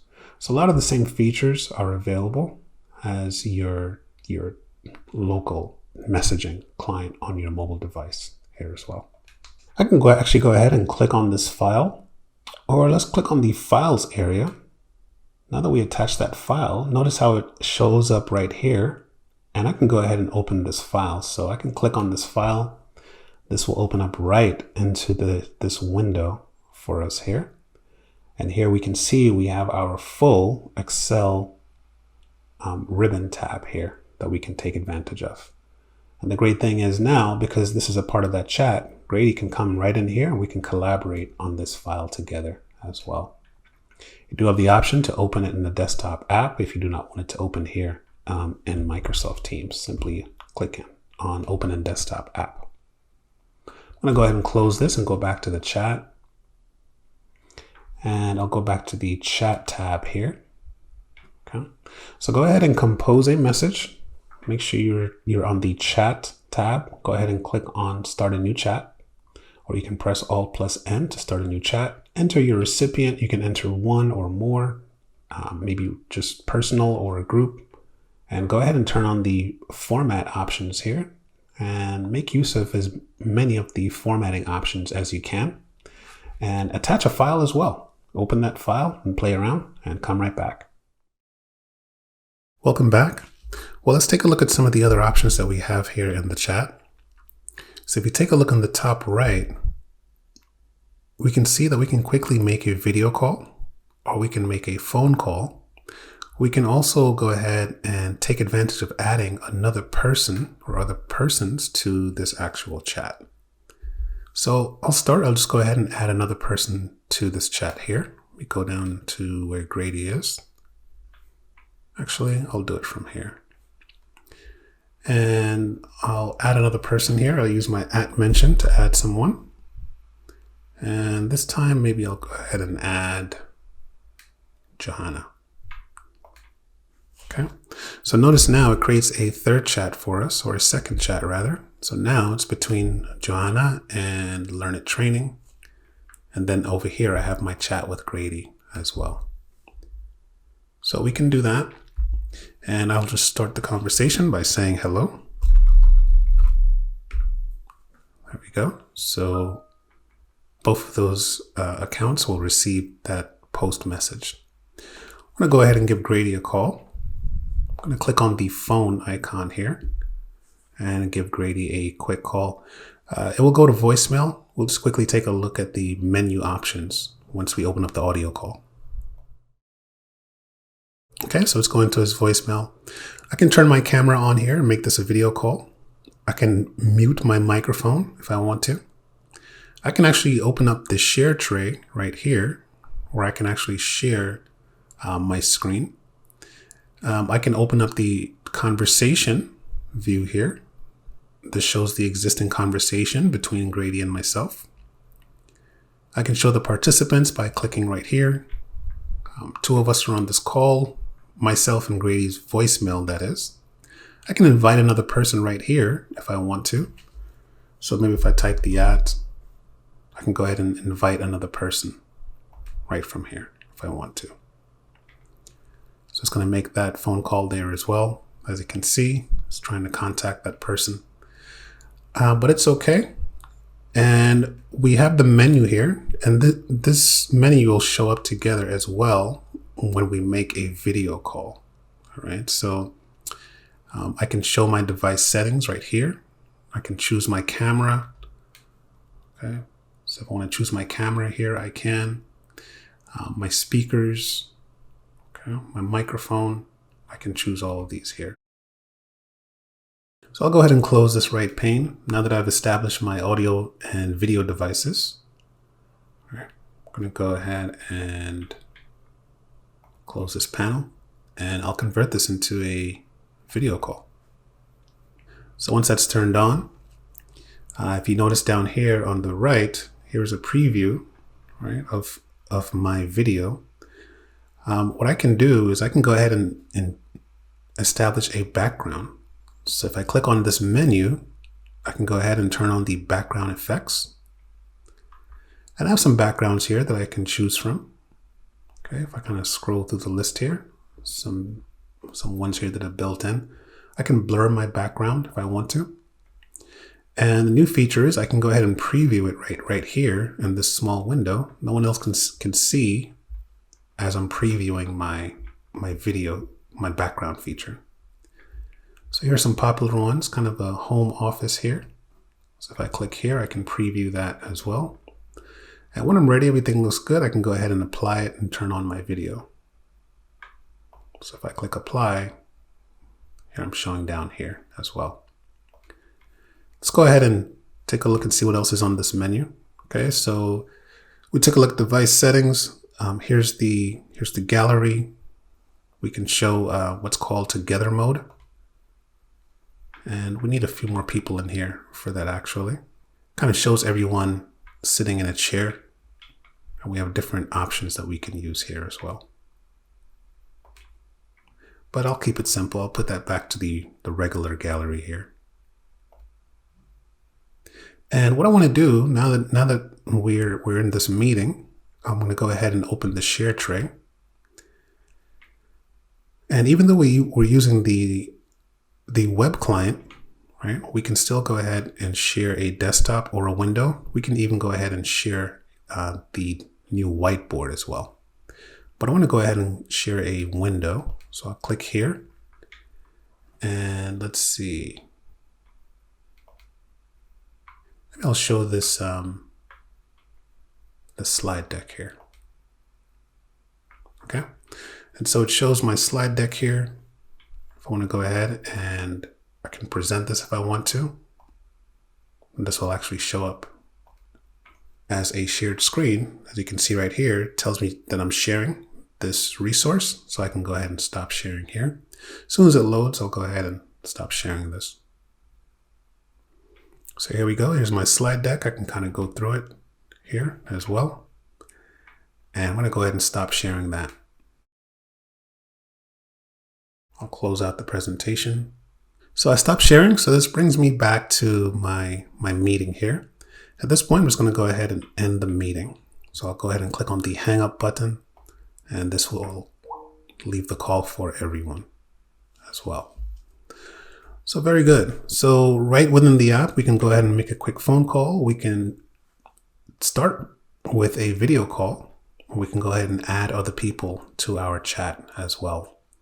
So go ahead and do a quick video call, do an audio call, add a second and third person to your chat, and come right back. Let's take a look at the Teams feature of Teams. We'll go ahead and create a team. Now, inside of the team is where most of the collaboration takes place. I'm going to go ahead and click on my Teams here. So I'll click Teams, or I can use the shortcut. I'll click on it this time. And what I want to do here is on the bottom, I want to go ahead and click on where it says create or join or create a team. So I'll go ahead and do that here. And so we get to this area here. What I want to do is join or create a team. So I'll go ahead and create a team. Now I have some options here depending on your organization. Some of these templates may or may not be available to you. We have several templates down here that we can use, such as using an existing team template to manage a store, for crisis communication, organizing a help desk, so forth and so on. I want to go ahead and create a team from scratch. You could create from an existing team.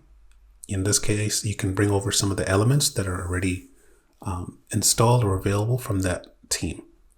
We want to go ahead and create one from scratch. I'll go ahead and click on here, and what we'll notice is that we'll get a lot of help along the way. So I have a few options here. I can either create a private team or I can create a public team. Now, if I create a public team, anyone inside of my organization can join. Or I can go ahead and create a private team where people will need permission. So I'll go ahead and create a private team. I can just give this team a name. I'll go ahead and call this training.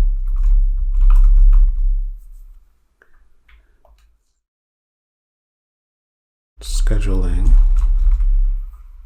for training.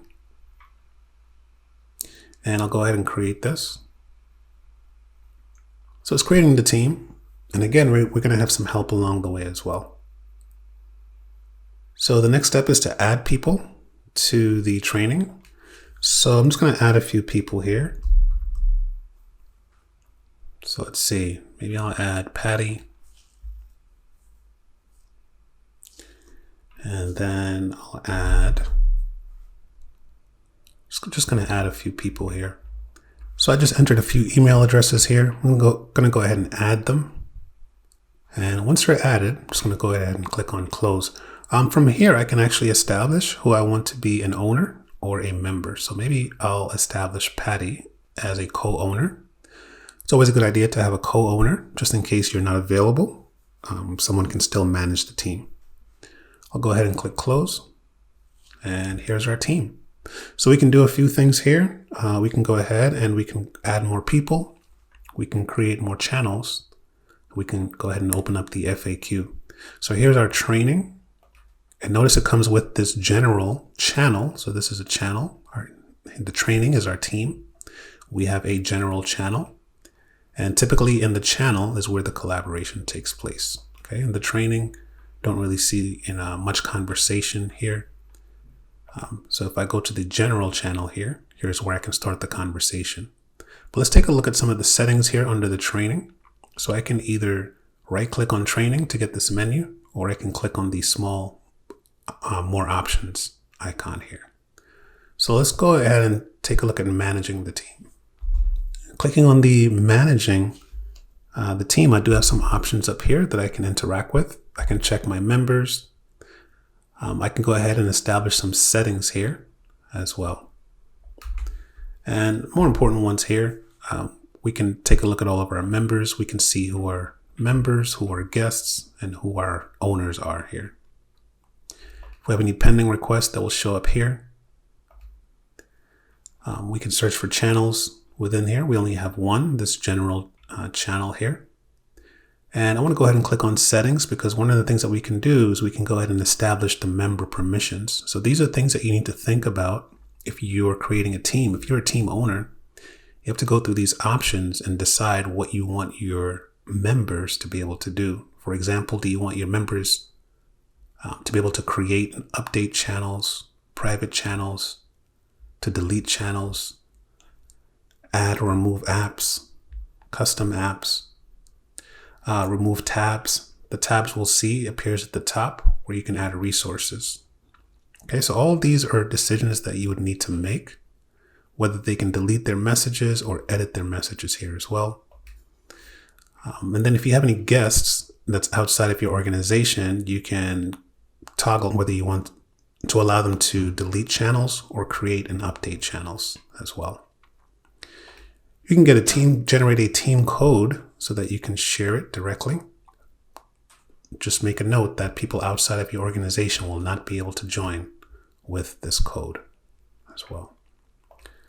And so those are the basics of creating a team. If I go to the channel now, I can see that I have, if I go back to the team here, I can see that I have some tabs up here at the top. So I have posts, I have files, I have this wiki that we can kind of create along the way.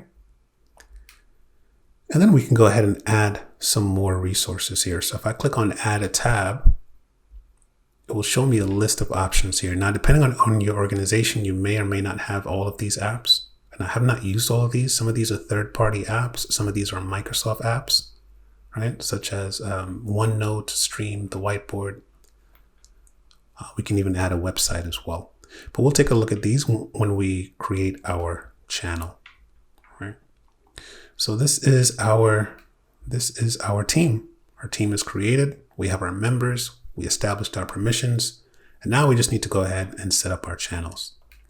So go ahead and create a team. Use the self-guided module to create your team and add a few people, establish your settings, and come right back. Now that we have our team created, we have this general channel. Let's go ahead and create another channel.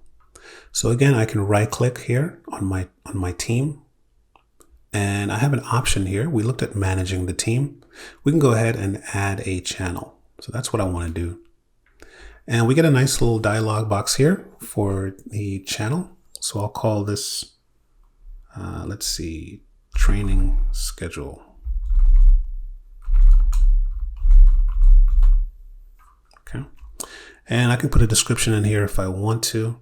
I'll kind of leave it blank. If I want to notify everyone on the team that a new channel was created, I can go ahead and check this box here. Now, the other decision we have to make here is whether we want this to be a standard channel or a private channel.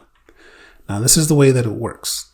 Every person that all of the members that I invited or added to this team will be automatically added as a member of this channel if it's standard. However, if I create a private channel, I'm going to have to invite individual members of this team, not from my organization, but from this team, to be a part of this private channel here. And if we click on the little information icon, so the standard accessible to everyone on the team. If it's a private channel, it's only accessible to specific people within the team, right? So why a private channel? Well, maybe you're working within a group, but you have some very sensitive data that you just want to work on, maybe just 2 or 3 of you. You can go ahead and create a private channel for that. No one else will be able to access that channel other than the people that you specify from your team. This is also good if you have guests on your team that are outside of your company. You can use the private channel to isolate them from your private channel as well. I'll make this a standard channel, and I'll go ahead and add this here. Here's my standard channel for the training schedule. Let's take a look at the options here. So here we can go ahead and kind of customize our channel notifications. Okay, so how are we receiving notifications? Are we getting a pop-up? Are we getting something showing up in our feed? We can go right here and we can customize it. So we can, if we just want to see everything, we can see all the activity, posts, replies, and mentions. We can go ahead and turn everything off except for direct replies and personal mentions. So you can make a decision there. Another thing that we can do, we can go ahead and pin this channel if we want to. We can hide the channel, or we'll just collapse it, or we just need to go ahead and make sure that we bring it back. But let's take a look at managing the channel here.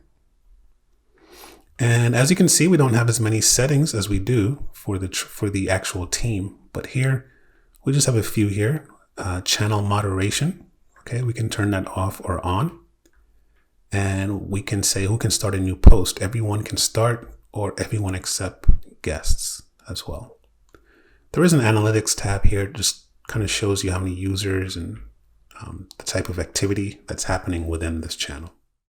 If we click back on this menu, we can get an email address for this channel as well. So messages sent to that inbox, it's going to go ahead and update in this channel here as well. We can get a link to the channel, so we can go ahead and share it. And if we edit the channel, notice that we cannot change the type of channel. This is a standard channel. We can only change the name of the channel and the description, but we cannot convert this from a standard channel to a private channel. So at this point, what we want to do, we just want to go ahead and go back to the main area here. And we'll take a look at the post. We'll start a new conversation here. And maybe I'll make this an announcement. Okay. And maybe I'll just say welcome.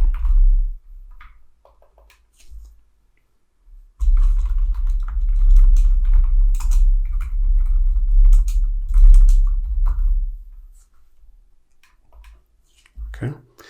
And let's see, maybe I'll mention somebody here that's a part of the channel. Maybe I'll say, Megan, you are charge, something like that. Now I can also post to multiple channels if I want to.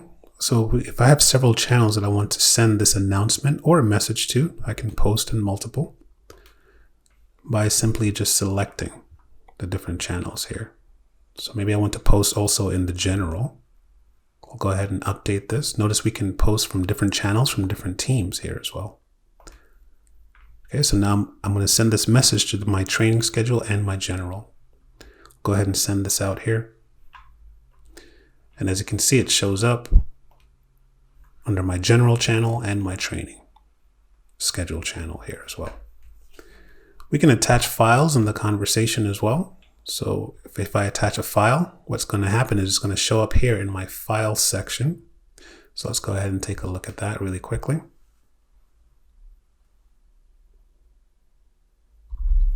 So here's my file section. I can do a few things. I can upload a file or a folder.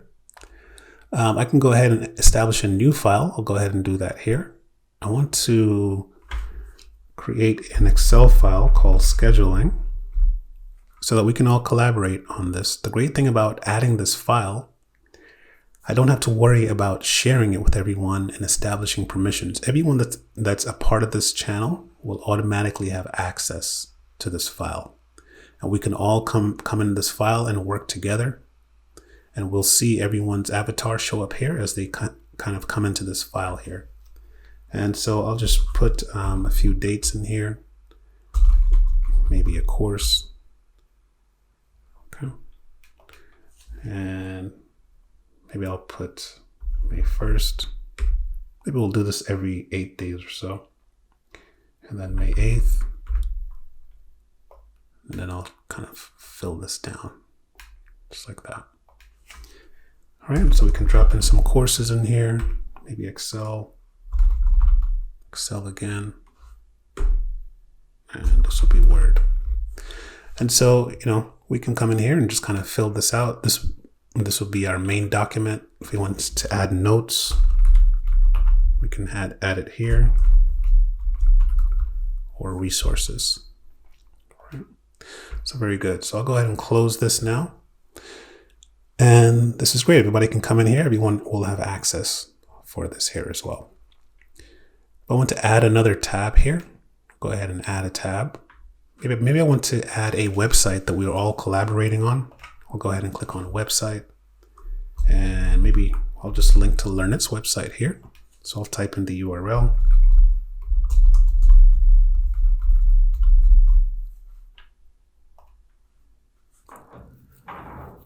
And let's see. So here's the website right inside of our Microsoft Teams window here. So if I want to search for a class, maybe I'll search for that Excel class here. Okay. And so here are our courses. We can take a look and we can see as well. So very nice. A lot of different things that we can do here by uploading files, resources, as well. I'll go back to the post area. And one of the things that we can do is we can schedule a meeting right now. So if I click meet now, all of my members that's a part of this channel, they'll see a notification that a meeting has started. But I want to go ahead and schedule a meeting. Okay, so I can schedule a meeting right here. Right. And so here's my dialog box. But I'm going to pause right here. Go ahead and create that channel. All right, upload a file, add an app to the tab, and come right back and we'll go ahead and talk about scheduling a meeting. Welcome back. Well, let's talk about scheduling a meeting. Currently, I am inside of my training schedule channel here. If you take a look to the top right, I can click on this drop down and I can go ahead and schedule a meeting. I can also schedule a meeting by simply going to my calendar and finding an open time slot on there and simply clicking on one of these open time slots, and I can go ahead and schedule a meeting as well. So we'll do one from the channel first, and then we'll come back and we'll take a look at the calendar to see how we can schedule a meeting as well. I'll go back to my channel here. I'm going to go ahead and click on this drop down so I can schedule a meeting. And when you're scheduling a meeting from the channel, the main difference is that here in the channel section, it actually populates your channel for you. So as you can see, here is our training schedule channel. So everyone that's a part of this channel will be invited to this meeting here. So I'll go ahead and schedule this. I'll just call this, let's say, weekly meeting.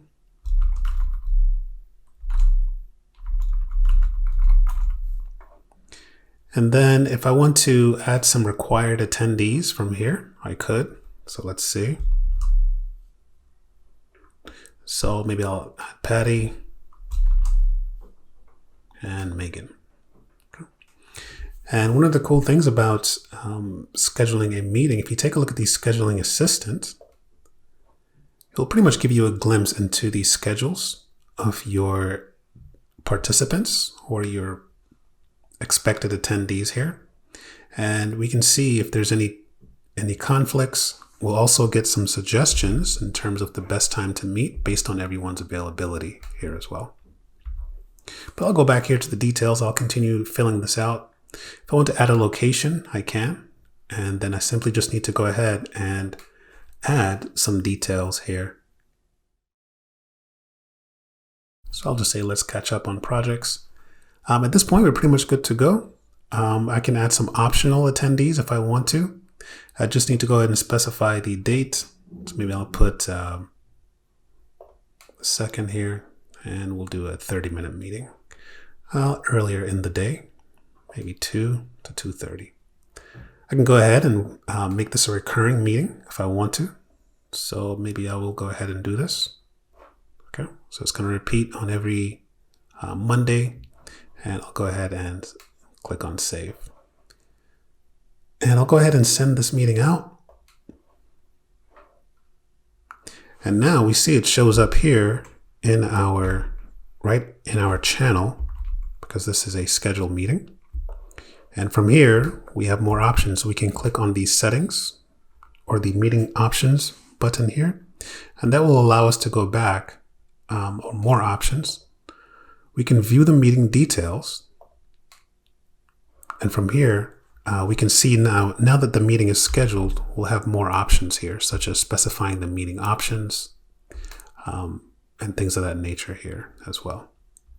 So I'm going to go ahead and close this. I'll go to the calendar this time.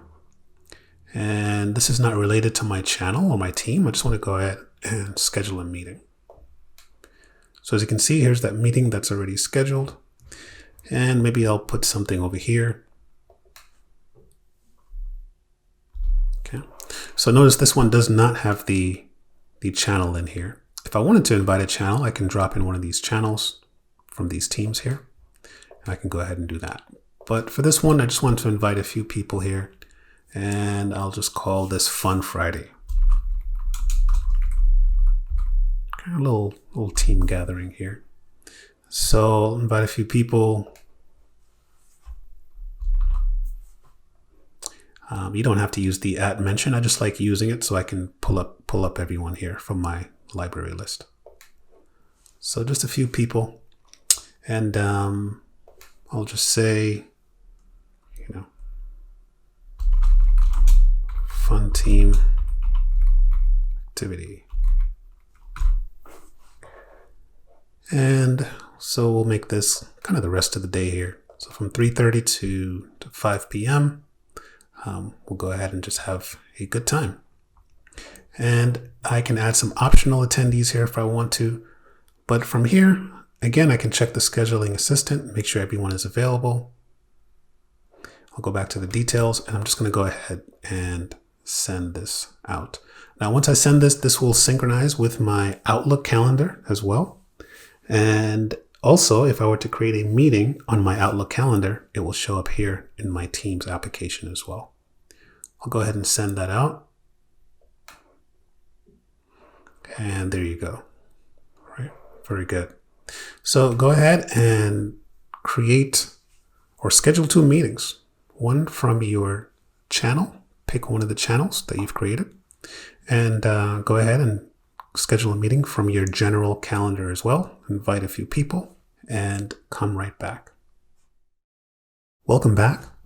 Let's wrap up our Teams training here by just taking a look at our settings. So right next to your profile area, click on the settings button. So notice from here, you can download the desktop app or you can download the mobile app here as well.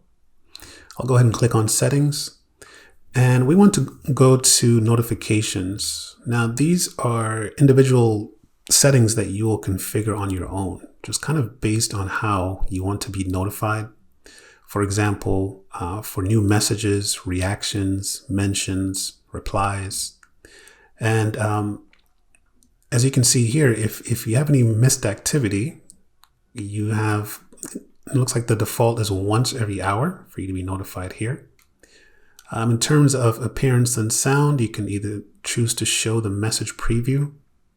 You can play a sound for incoming calls and notifications, or you can turn those off.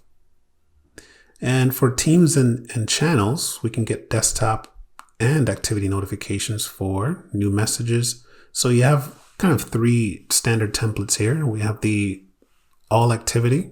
You want to be notified for everything. Mentions and replies. And then we have some custom settings over here. So if I click on my custom here, so we can make decisions here on what we want. So for example, here's for all teams and channels. Okay, so desktop notifications will show in the bottom right of your screen. So that's the banner and the feed. The banner shows up in the bottom right of your screen. And then we also have them in your feed as well. So you can make a decision, either the banner in the feed or only show in the feed as well. Okay.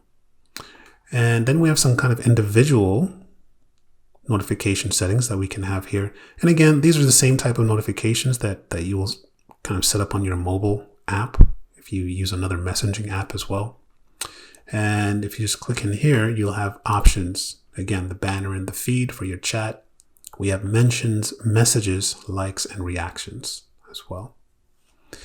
And so I would challenge you to just come in here and go ahead and get things set up here the way that you want them to be. Sometimes maybe you want to receive everything. That's perfectly fine. You can just toggle all activity, or you can go ahead and customize your notification experience. Another useful notification setting is when you're in a meeting or on a call.